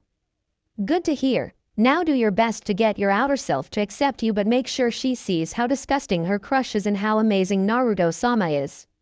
You are a cute girl with a lot of potential and I hate to see you waste it. Of course, Kurumi-sama. Question, how much of an influence do I have on her personality? It should be the same as before, just ease her into it and she'll be a better person for it. My chakra is fading, so good luck. Of Kurumi-sama. Inner saluted before Kurumi disappeared. Kurumi turned and started to walk away. Now to begin, she said, walking to a door that had emotions listed on it. Naruto was laying in bed, then he started sniffing the air and a smile appeared on his face. Hana-chan, he mumbled, wrapping his arms around something soft. You rang, Naru-kun. Naruto opened his eyes and saw Hana staring down at him, straddling his waist. He gave her a warm smile, which she returned. Morning, Naru-kun, thinking about me? Hard not to, Naruto responded, kissing the female Inuzuka. Hana ed into the kiss. After the kiss, Hana got off the blonde and smirked. Love the kisses, but breakfast is ready. Naruto nodded and got out of bed. After getting dressed, he met Anko, Yugao, Izumi and Kurenai downstairs. He greeted the girls. So it's been like 2 months since your graduation. Anything planned? Well, hopefully Hokage-sama would be nice enough to give us a B-rank mission. Anko said, reaching for some bacon. Kami knows we're ready for it. Izumi commented, grabbing a bagel. Naruto smiled. Gigi just doesn't want to show favoritism. We only a three-man squad. Anyway, I know this isn't interesting, but have you noticed something weird about Sakura? Yeah, she's been fawning over you. I wonder what changed, Anko said. Maybe she realized how bad the tem is and came to her senses. Hannah said. Actually, you can thank me. I kinda placed some of my influence on her. Akane said, appearing out of nowhere. Naruto narrowed his eyes and smirked. Explain. Haruno residence. Sakura just looked at herself in the mirror. Hair a mess, but for some reason she didn't care. Not only that, she has been training and changing since the past 2 months, and it was thanks to Inner. What surprised her was that Inner been convincing her to like Naruto, and the more she thought about the blonder, the more her heart raced. She remembered when it started. Flashback. Sakura woke up and went down to get some breakfast. Good morning, Sakura. I made some egg salad sandwich and tofu, her mom said. When Sakura heard that, for some strange reason her face twisted into disgust. She wondered why. That's what she always ate to keep up her diet. Actually, can you make me a meat and cheese omelet with some grits on the side? 2 servings, please. Mebuki looked at her daughter strangely. Sakura, honey, are you okay? I'm fine, just feeling a tad bit hungry. Sakura replied. Flashback end. Sakura ate everything off her plate, surprising both her and her mother. What surprised her even more was the day she met up with her team. Flashback. Sakura was headed to her team's training ground. When she arrived, she saw her crush and sigh. Good morning, Sasuke-kun. HN. Sasuke responded. Sakura grew a tick mark. I said good morning, you prick. Sakura before covering her mouth. Sasuke looked disturbed. I'm sorry, Sasuke-kun. I don't know what came over me. Sasuke turned the other way, which made Sakura depressed. What was that? Now Sasuke-kun hates me. Well, I say the emo, he don't deserve us. You should give up on him. Inner Sakura said. Sakura was surprised at her inner thoughts. What are you saying? Sasuke-kun deserves any girl he wants. I can't wait to marry him. Inner scoffed. Yeah, right. There's nothing like marrying a guy who treats us like crap. You date someone like Naruto-kun, now that's a man. Sakura's jaw dropped. Naruto. He's the rookie of the year, strong, smart, handsome, and Okami his beautiful eyes. Inner finished. Sakura had to admit, Naruto was good looking. Wait, why is she thinking this? She likes Sasuke. Good morning. Sakura turned to Kakashi, who broke her out of her thoughts. Morning, sensei. What are we doing today? Sakura asked. Well, we'll be doing some D-rank missions. That is all, Kakashi answered with an eye smile. And, Sakura asked, and? That's it, Kakashi answered. What, are you kidding me? Sakura yelled, startling her team. Are we actually going to train me, or am I going to stay this week forever? Aren't you a sensei? When are you going to teach us anything? Sakura covered her mouth and ran away, leaving a shocked Kakashi, a gaping Sasuke, and uncaring Sai.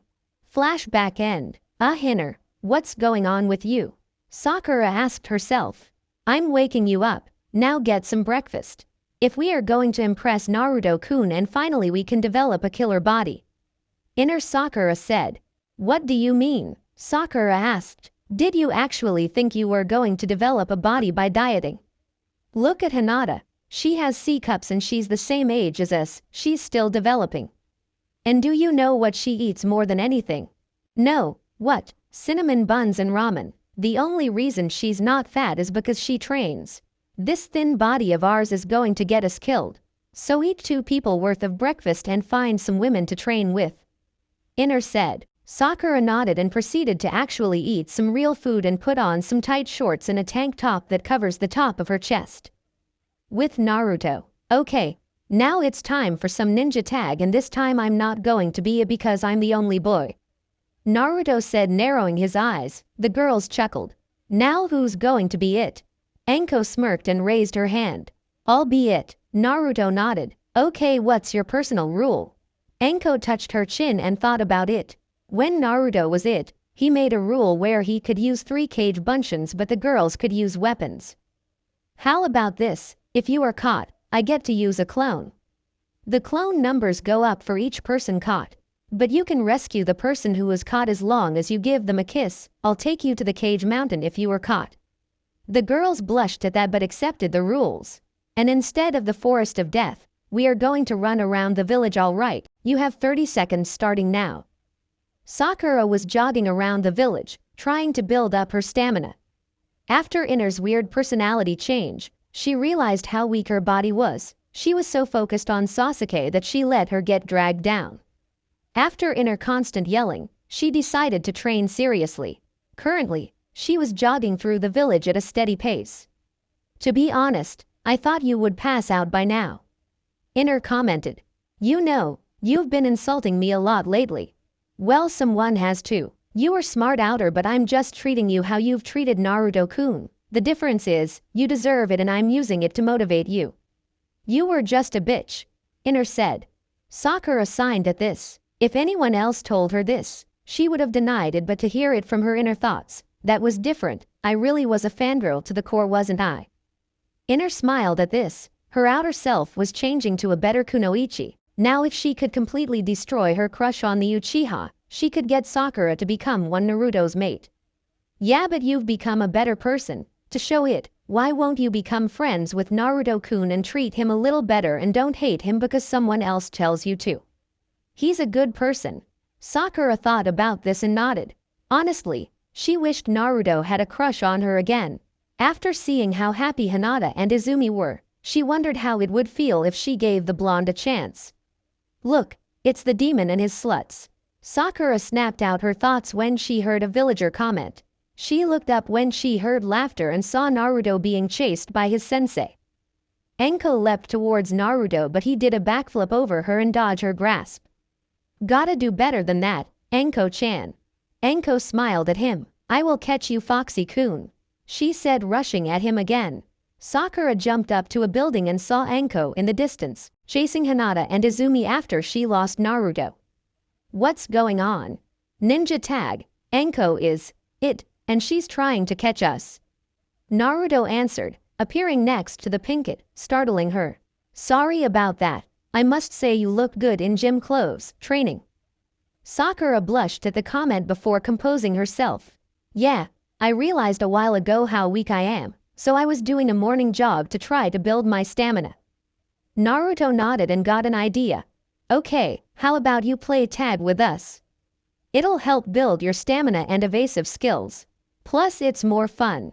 Sakura looked down at the ground. "But the others don't really like me. I don't think they would be okay with this." "Nonsense, ladies," Naruto called. In a few seconds, multiple women appeared. Enko had her hands on her hips, frowning. "Naruto-kun, why did you stop?" "In the middle of my turn." She then turned to Sakura with a questionable gaze. "And why is she here?" Naruto smiled and wrapped his arms around Sakura. "Well, believe it or not, Sakura here wants to play with us." Izumi cocked an eyebrow. "Really? I thought she hated us and would find this immature for kunoichis." Sakura blushed in embarrassment. "No, I want to play, if that's okay, I mean." Izumi narrowed her eyes and smirked.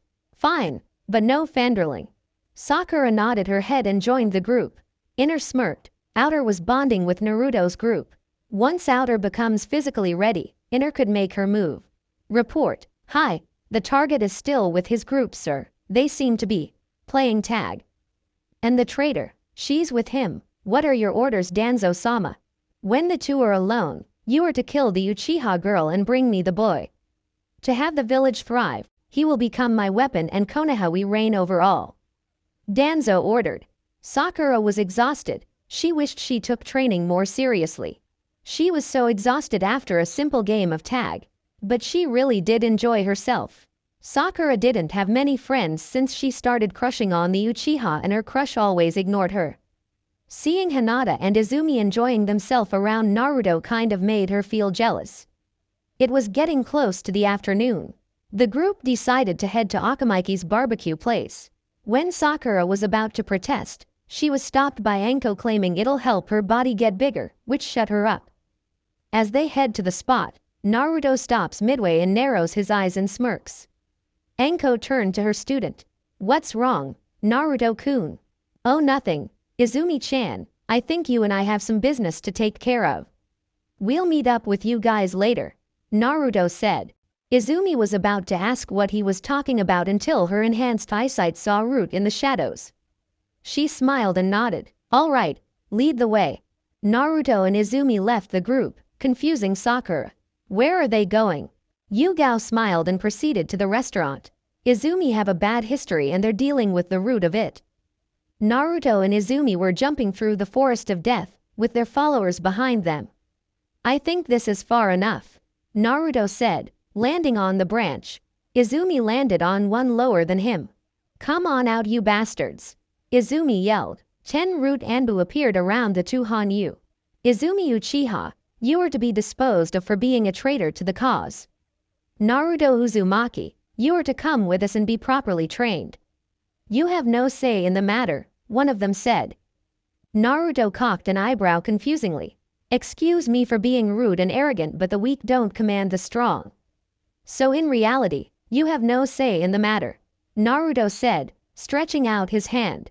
A broadsword with an onyx edge on one side and a gold edge on the other, with a wing-shaped guard appeared in his hand. Flashback. Kurumi just handed the group their own Keyblade. Naruto was inspecting his. He had to admit it looked cool. Now those weapons are a connection to you. It will evolve as you bond with it. Think of it as a sleep state. It will transform to its true form once you bond is. Kurumi was interrupted when Naruto's Keyblade lit up and transformed into a broadsword. This is pretty cool, Naruto commented. Kurumi's jaw was hanging. But how? You just got that blade? Kurumi asked. I don't know. Kayasakuen just spoke to me, Naruto answered. Kayasakuen, Yugao asked. Naruto lifted his sword and smiled. Her name, the sword, is called Kayasakuen, Chaos Queen. Kurumi chuckled lightly, shaking her head. I shouldn't expect anything less from Naruto-sama. She paused again when Anko's blade started to glow, revealing her new weapon. Not telling. You too? Kurumi asked in disbelief. Anko held her weapon and smirked. I think she likes me. Yugao stared at Anko's new weapon and smirked. In a weird sadistic way, I think it fits you. Everyone looked at the weapon and agreed. Flashback ends. Izumi saw Naruto's weapon and pouted. Naruto-kun, let me fight. Maybe my Keyblade will evolve, Izumi said, summoning her Oblivion Keyblade. Naruto chuckled and his sword disappeared. Fine, I'll just spar with Anko-chan later, Naruto said, leaning against the tree.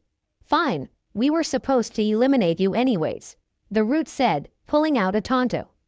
Izumi smiled and disappeared. The Anbu was confused, until Izumi appeared behind him and impaled him through the chest with a menacing grin on her face. She took the Keyblade out from his chest and turned to the other 9. Izumi said, charging the others. One root charged forward and did a vertical slash, but Izumi flipped over him and decapitated him. 8. This time 2 charged forward. One went for a horizontal slash, but Izumi grabbed his wrist. The other tried to use the opening to stab the Uchiha, but he got his waist cut off. 7. Izumi flipped the Anbu she grabbed on his back and stabbed him through the head. 6. Naruto was impressed and turned on. Izumi was low Jonin in root and becoming a Hanyu increased her strength. The best part was that she wasn't using her Sharingan. Izumi looked at the rest of the root in boredom. Soon more Izumis started to appear, and they charged the rest of the root Anbu.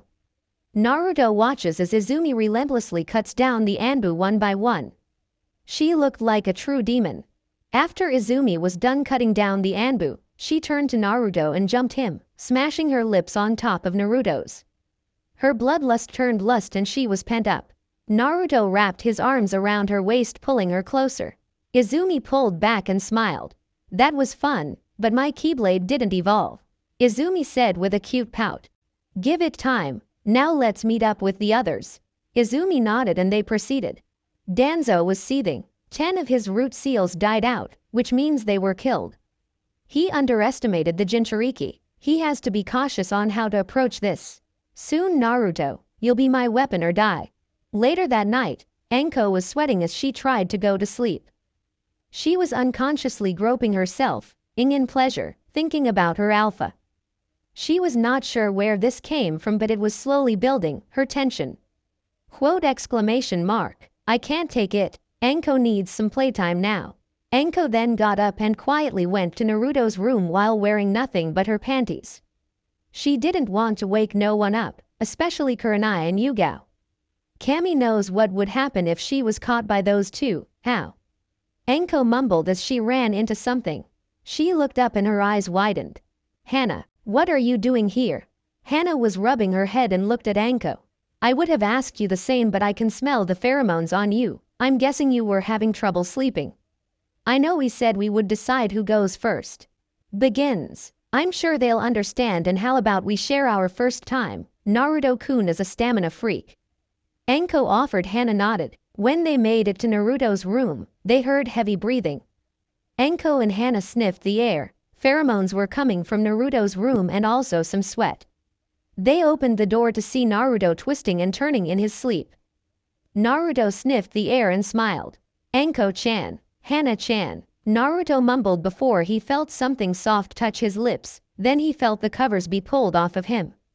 Look at here. Naruto-kun doesn't wear underwear while he sleeps, plus he seems excited to see us. Hana said before she started to lick his shaft. Anko was kissing Naruto, but what surprised her was that Naruto started to kiss her back with tongue. Naruto slowly opened his eyes and smirked. Not that I'm complaining, but what are you guys doing? Naruto asked, as he grabbed the back of Hana's head, forcing himself deeper in her throat. We couldn't help ourselves. For some strange reason, the past few days our bodies kept getting hotter and you couldn't stop dreaming about me. Naruto finished. Anko nodded. I've been feeling the same way, but I don't know why. Maybe because we're hybrid demons, it must have increased our lust without knowing it. Hana said as she let go of Naruto's shaft and took off her bra and soaked panties. Anyway, enough talk. I need you in me now. Hana said, slowly descending on his shaft. So, full, Hana said quietly. And while she's plowing you, you can have a taste of my deliciousness. Anko added, sitting on Naruto's face. Sensei's order. Ah, Anko squealed when she felt Naruto's tongue probe her insides. That's feels so good. More Naru-kun, no more master. When Naruto heard that, his manhood grew a bit, causing Hana to yelp in surprise. That's it, Naruto-sama. Harder. Show me why you're my alpha. Hana yelled, bouncing up and down on Naruto's dick. Naruto grabbed her hips, while starting to pump faster. Hana was surprised and snapped out of her lust when she felt two hands on her body and lips on top of hers. Taste like dango. Anko. She looked forward and Anko was indeed kissing her. Instead of complaining, she returned, both girls into each other's mouths. Hana's eyes widened when she felt something warm and fluid enter her. She released an orgasm along with Naruto's before slowly getting off of him. Anko was still grinding for a few seconds before she felt a build-up. Shit, I'm coming, Anko squealed. Anko got off Naruto's face and laid down on her back. Now master, I believe it's my turn. Well, I can't keep my snake mistress waiting, Naruto said, crawling over Anko, lining up his member towards Anko's entrance. He slowly entered her, causing her to. Hot damn, you're huge. I feel so stuffed, Anko said. Naruto chuckled and began to move. Faster please, I want more. Anko begged. Naruto answered her plea by going faster. Unknowing to the blonde, Hana crept up behind him and started to caress his abs. Naruto turned his head and captured her lips. As they were enjoying themselves, Hana's body started to glow orange, Naruto's gold and Anko's purple. The three colors started to merge as their S filled the night sky. Next morning, Naruto-kun, breakfast. Kurenai called but pouted when she didn't get a response. He usually eat her to eat. She walked upstairs towards his room and knocked on the door but still no reply. Naruto-kun, it's time to. What the hell? Kurenai said. Huh, I smell food. Yon morning Kurenai-chan. Naruto said smiling but he didn't receive a reply. Kurenai-chan, what are you looking at? Naruto asked. He looked down and saw Hana and Anko sleeping next to him, but what surprised him was their appearance. Anko-chan, Hana-chan, what happened to you? Hearing his call, Both girls woke up. What do you mean, Naruto-kun? Both girls asked, rubbing their eyes and yawning. Enko was the first to open her eyes, and when she laid her eyes on Naruto, she gasped. Foxy-kun, what happened to you? Huh, what, Naruto-kun, why do you have fox ears and a tail? Hana asked. I should be asking all three of you that, Kurenai said, causing the three to tilt their heads sideways. Kawaii, no, get a grip. You can snuggle later, right now you need answers. Naruto, Enko and Hana studied each other, and Kurenai was right. Naruto had blonde fox ears and a tail with the tips white. Enko's was purple with brown tips and Hana's was brown with white tips. Enko hugged Naruto and started rubbing their cheeks together. Kawaii, Enko squealed. Kurenai was about to stop them until she heard the two start to purr. Both of you are so adorable, Kurenai said when her barrier broke before ran and hugged her mate and lil sister figure. I see, it finally happened, Kurumi said, poofing in the room. I figure Enko would have been first, but I guess things happen for a reason. What do you mean, Kurumi-san? Hana asked, wagging her tail. Basically, you and Enko-san had an evolution ritual. You and your mate perform a ritual that allows you to evolve into more of a demon. It's an instinctive thing that's hard to resist, Kurumi said. But why didn't it happen to the rest of us? Kurenai asked. Because it depends on the person's willpower. The only reason I thought it would happen to Enko is because she's a pervert with no self-control. Oi, Kurumi ignored Enko and continued. But since Hana is an Inuzuka, I guess it makes sense. So going by your logic, the next person would either be Sun-san or... Kurenai paused. Hinata-san, Kurumi finished. Hinata was probably the one with the weakest will among the group. Is it possible to share my time with her? Kurenai asked. You can't force it, but knowing how you consider her a sister, I believe your instincts to guide her will activate now you are aware, Kurumi said, making Kurenai feel relieved. Excuse me, Naruto-sama. The Hokage would like you. What happened here? Yugao appeared in her Anbu suit. Kurumi sighed. I'll explain it to you later. Now continue on with what you were saying. Right, Naruto-sama, the Hokage would like you in his office, Yugao said, still staring at Naruto while resisting the urge to glomp him. Well, I can't go like this, Naruto said as he was being rugged by Kurenai and Enko. Don't worry about it, just think about pulling your tail and ears in your body. You can release them anytime you want. Also, I'll explain the difference in your abilities when you get back, Kurumi explained. Naruto nodded and closed his eyes. As Kurumi said, his tail was pulled in and ears disappeared. Sweet, alright, I guess I should go, Naruto said before giving Kurenai a kiss. When he was about to walk by Yugao, he took off her mask and gave her a passionate kiss, causing her legs to feel weak. He pulled away and smirked. You know you're not supposed to leave the house before giving everyone some love. Yugao blushed. I'm sorry, Naruto-sama, what about us? Hana asked. You and Anko-chan got some love last night, Naruto said before leaving to get dressed. Yugao's eyes widened and turned to her sister wives. Haha, we can explain, Hana said nervously. After getting dressed, Naruto arrived at the office and proceeded in. When he walked in, there was a beautiful raven-haired girl with green eyes in the office. Hey Gigi, you called for me. Hiruzen looked up from the scroll. Yes, you see this girl here. Her name is Shizuka and she's, well, is your fiancé. Naruto looked at the girl and back at his leader. Say what? Naruto stared at the girl, who was analyzing him back. How did this happen? Hiruzen puffed out some smoke from his pie and sighed. One of my students, Jiraiya, snuck into Nadeshiko and got caught peeping. He then fought the village leader and won, but according to the customs, he was supposed to wed her since she lost. You see, Nadeshiko is an all-women village, and when a kunoichi from Nadeshiko loses a fight to a male shinobi, they are to bring him back to the village for the rest of his life and marry him. But instead, Jiraiya offered his student, your father. Since he's dead and you're his godson, he suggested you.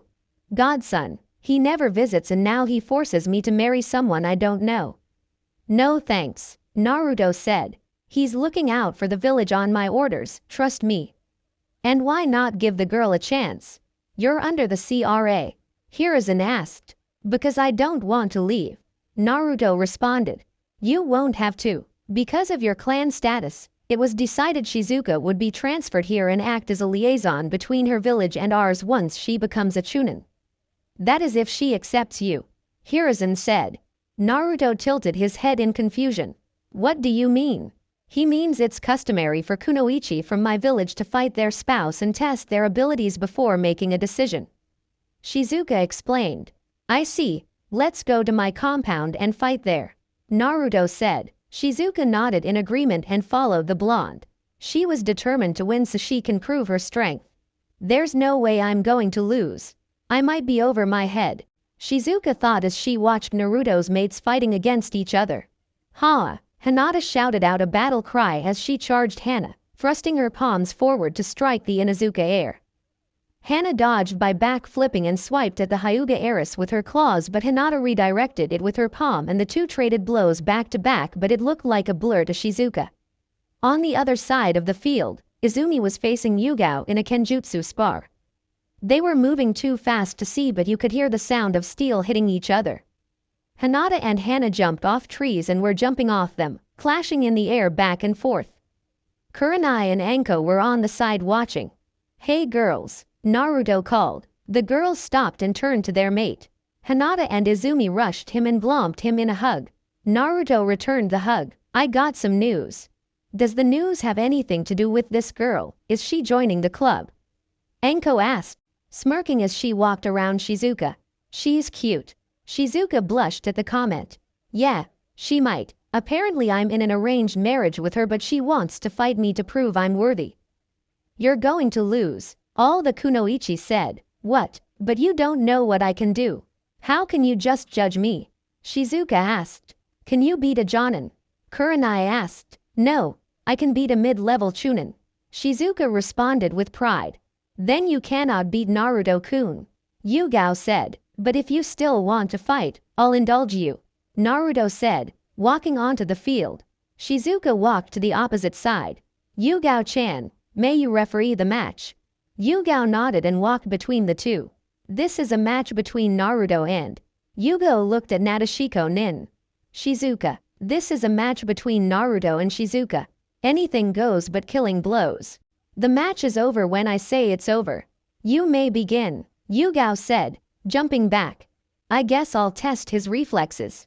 Deep Crimson Dance performance. Shizuka pulled out some kunai and began to throw them at Naruto at rapid speed, but to her surprise, Naruto was able to dodge them with no effort at all. I see, try this. Second dance. Shizuka started to spin and shot barrages of kunai at Naruto. Naruto stopped dodging and went through some hand signs. Spiraling air dome. Naruto created a wind sphere around him, defending him from the attack. Shizuka charged the blonde, surrounding her fist with wind chakra. Naruto smirked and did the same. The two met halfway and their fist clashed, creating a wind explosion. So you can use wind chakra, too. Let me show you something cool. Naruto jumped back and went through some hand signs. As he did, a tornado started to form in the sky. Silver Dragon. The tornado turned to the shape of a dragon and roared. Shizuka fell on her butt. I yield, Shizuka said. Naruto chuckled and cancelled the jutsu. You're very strong, Shizuka-chan. Thank you, and since I lost, I now devote myself to you as your future wife. Shizuka said. Naruto frowned at this. How about we get to know each other first? I don't want you to devote yourself to me unless you are sure. How about we are fiancés, and if you like me, we'll move to the next step. Shizuka smiled and nodded. That's acceptable. Do you mind if I stay with you? I would love to get to know you better. Fine, but there is something else you should know, Naruto said, gaining the attention of his mates. Naruto noticed this and sighed. I know what you're thinking, but if she's going to marry me, she has to know. The girls nodded, confusing Shizuka. Shizuka listened in as Naruto as she told him that he was a Jinchuriki and about him and his mates becoming Hanyu. Shizuka was surprised and turned to the women. Are there any benefits? Shizuka asked. Well, our chakra increased, we're physically stronger, have a lot of stamina, and we'll remain young forever. Yugao answered. Shizuka's eyes widened and turned back to the blonde. Make me one, Shizuka demanded. Wait, shouldn't. Make me one, she repeated. Are you? Make me one, Shizuka repeated, getting closer to his face. I'm marrying you anyway and it would only be fair. You have a pure heart and you're strong. I made my decision, please. Shizuka pleaded. Naruto didn't respond, which made her sigh. I get it, I'm not as good looking and you don't know me. I'm sorry, I'll leave. She's playing him. The girls thought with a smirk. Wait, it's not that. It's a big decision that can affect your life forever and you can't turn back. If people find out what you are, they may not accept you. Naruto explained. Well, I'll have you and your wives, or my sister wives. Shizuka said, earning a nod from the group. Just do it, Foxy-kun. Anko said. Naruto shook his head and chuckled. Fine, come here. Shizuka walked to Naruto. Naruto sank his teeth into the girl's neck, causing her to. She felt some chakra entering her, but it was strong and warm. Naruto let go of her shoulder and backed up. You'll undergo a transformation. I'm going to have Kurumi take you into the bunker and train you for half a year in a day. Who's Kurumi? Shizuka asked, trying to get used to this new feeling. The Kyuubi, Naruto said. Hello, it seems we have a new member. Kurumi said, appearing out of nowhere. Nice to meet you, Shizuka-chan. I'm honored to meet you, Kurumi-sama, Shizuka said with a bow. Great, now you're coming with me, Kurumi said, grabbing Shizuka's shoulder and disappearing in a crimson light. Naruto figured she took her to the time chamber to help her get used to her abilities faster. Now that she's gone, may I see your tail? Hinata asked Naruto. Yeah, I want to see, Izumi added. Naruto chuckled and revealed his blonde tail and ears. The two girls squealed and tackled the blonde and started to rub his tail. I'm so jealous, Izumi said. How can I get a tail? Hinata asked, snuggling in Naruto's tail. Naruto blushed and looked at Kurenai and Anko. Neither of you told her. Kurenai wouldn't let me, Anko defended. I thought it'll be best for her to figure it out on her own. It's bound to happen soon, Kurenai said. Izumi and Hinata looked at each other confused as Naruto started to sputter out of control. In the council chamber, Hiruzen was there after being called. As he sat down, he glared at the elders. Before we start the meeting, let me remind the elders of something. You are not allowed to call a meeting without consulting me. Am I clear? Hiruzen raised his K. I. The elders nodded. Now get on with it. We heard that there was a kunoichi that was sent to the village to wed the Jinshu. Call him Naruto-san or Uzumaki-san, not by his title. Hiruzen interrupted Kaharu. It doesn't matter. Why is a village from another village marrying the demon? A civilian merchant asked. Neko. Neko appeared behind the merchant and sliced his head, startling the others. Remember, breaking the law will get you killed. Now to answer the question, Jiraiya infiltrated the village to spy on the woman there. For those who don't know, Nadeshiko is an all-kunoichi village. They fight males from other villages and if they lose, they take the male back to their village and marry them. Jiraiya fought the leader and won, but he offered up his godson. Naruto, being a Jinchuriki, can't leave the village. So we came to a compromise that she'll transfer here. She should marry Uchiha-sama. He needs to marry a strong kunoichi to restore his clan, a merchant said. Too bad it's too late, Hiruzen said. She and Naruto already fought and she lost. Her customs won't allow her to break it off unless Naruto wants to, and he agreed to the terms. The civilian seethed at this. I still wonder why the asshats are part of the council, Sum said, gaining everyone's attention. They're fools. So far since the Kyuubi attack, they picked on Naruto because they can't see the difference between the boy and a fox. They disregard their leader's order. They weakened our school system, and instead of looking after the whole village, they focus on one arrogant punk and try to get their kids to marry in a clan so they can gain power. I say just remove them, that way there will be no more complaining and problems. Hiyashi nodded his head. I agree, for our image. That would be the best option. We're most likely the only village that treats their Jinchuriki like scum. Look at Kumo and Iwa, their Jinchuriki is trained and they're not hated. We would be seen as fools because a grudge the civilians have over the fox but take it out on its host. It's between 14 years without an incident and they still think the boy is scheming. Hiruzen nodded and turned to the merchants. While I do agree, I can't just remove them because the majority vote won't be in our favor. However, I can ban their opinions when it comes to shinobi matters. So to this day forward, the civilians will have no say in the shinobi affair nor the elders. Hiruzen said, causing an uproar. Hiruzen, you can't be serious. Danzo said, I am. The clan heads will help me if I need to. You can just sit there and watch. Now the meeting is dismissed and you better not call another pointless meeting. Team 11, it's good to see you. Hiruzen said, already adjusting to your new teammate. Hiruzen asked as he saw Shizuka clinging to Naruto. She now had red streaks in her hair similar to Hinata's. It's been 2 weeks since she arrived and with her addition to the team, Team 11 had the best track record for C-rank missions. They avoided D-rank missions since the hatred for Naruto and Anko was from most civilians. But with that trade-off, came experience. They were even able to take down B-rank missing nins.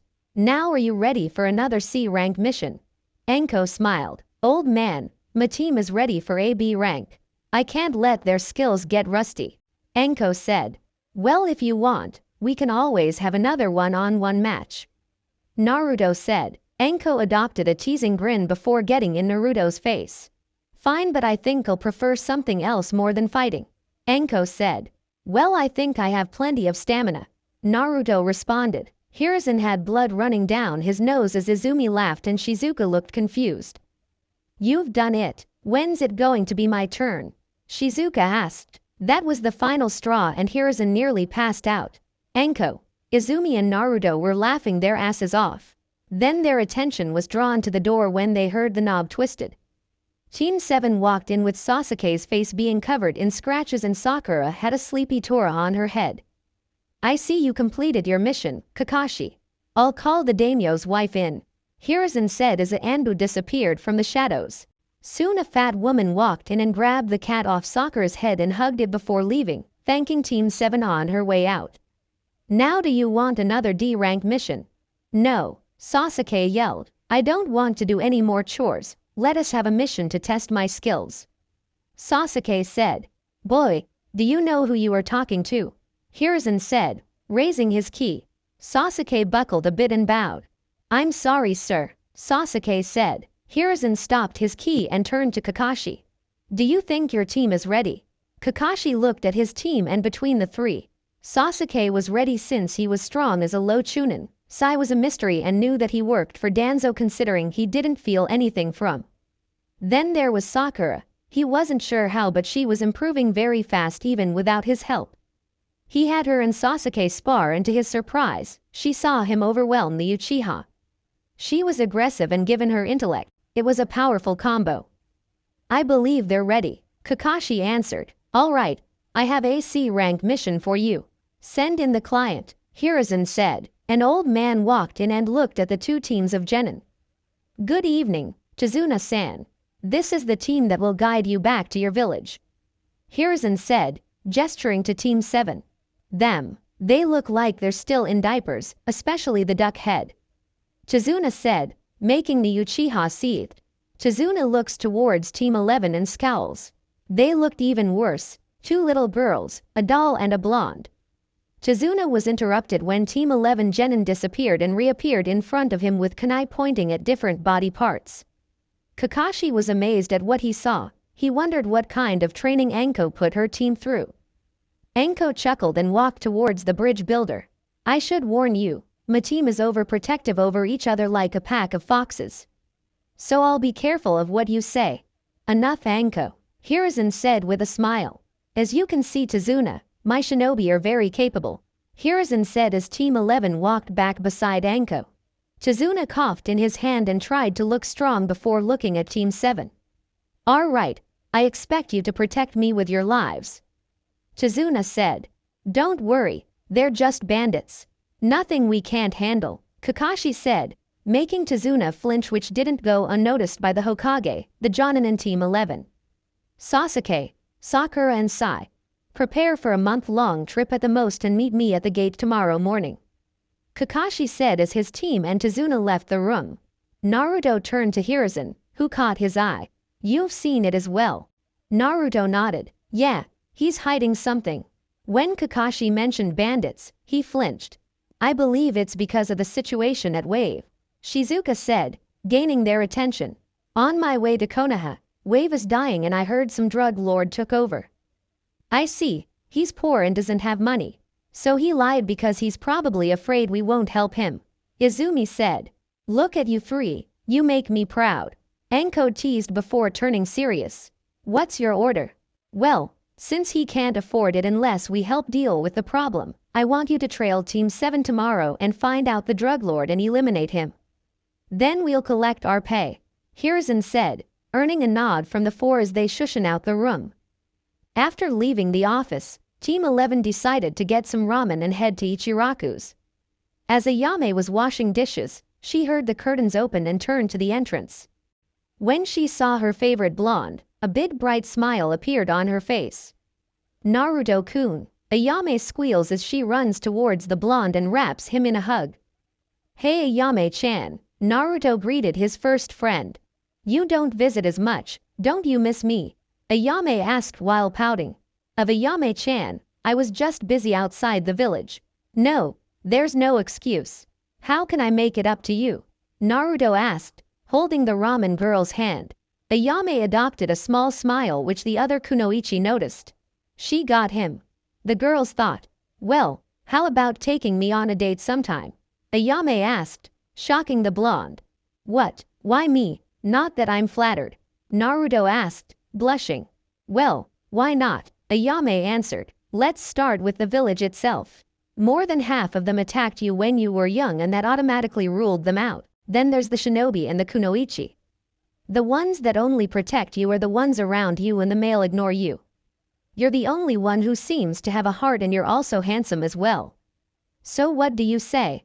Well, I don't have a problem with it but you would have to share since I will be enlisted in the CRA. Naruto said. Ayame giggled and nodded her head. That's fine, especially since you can use shadow clones. Ayame said, making the others blush at the indication. Naruto choked a bit and laughed. Great, I'll take you out after returning from a mission, Naruto said as the four finished the ramen and headed to the gate. They were running on top of the buildings and stopped when they spotted Team 7 without Kakashi and Tazuna. Sakura started to sniff the air and turn in direction. She was about to call them until she noticed Naruto giving her the quiet gesture, which she nodded to. All right, is everyone ready? Kakashi said with an eye smile. We were ready 3 hours ago, Hitaki-sensei, Sakura said with annoyance. Kakashi rubbed his head nervously. Sakura, I noticed you have been aggressive lately. Really, I wonder why. Oh I know, you keep wasting our time and I have to sit here with the two emos. Sakura said, let's just go, Sakura said, walking ahead. Sasuke noticed the change in the Pinkett and smirked. She's been training and taking her job as a kunoichi seriously. Sakura. Sakura turned to the Uchiha with a questionable gaze. What is it? I was wondering if you wanted to go out later after we return. Sasuke asked. No, I'm okay, Sakura said, shocking the rest of the team, while Team 11 smiled at this.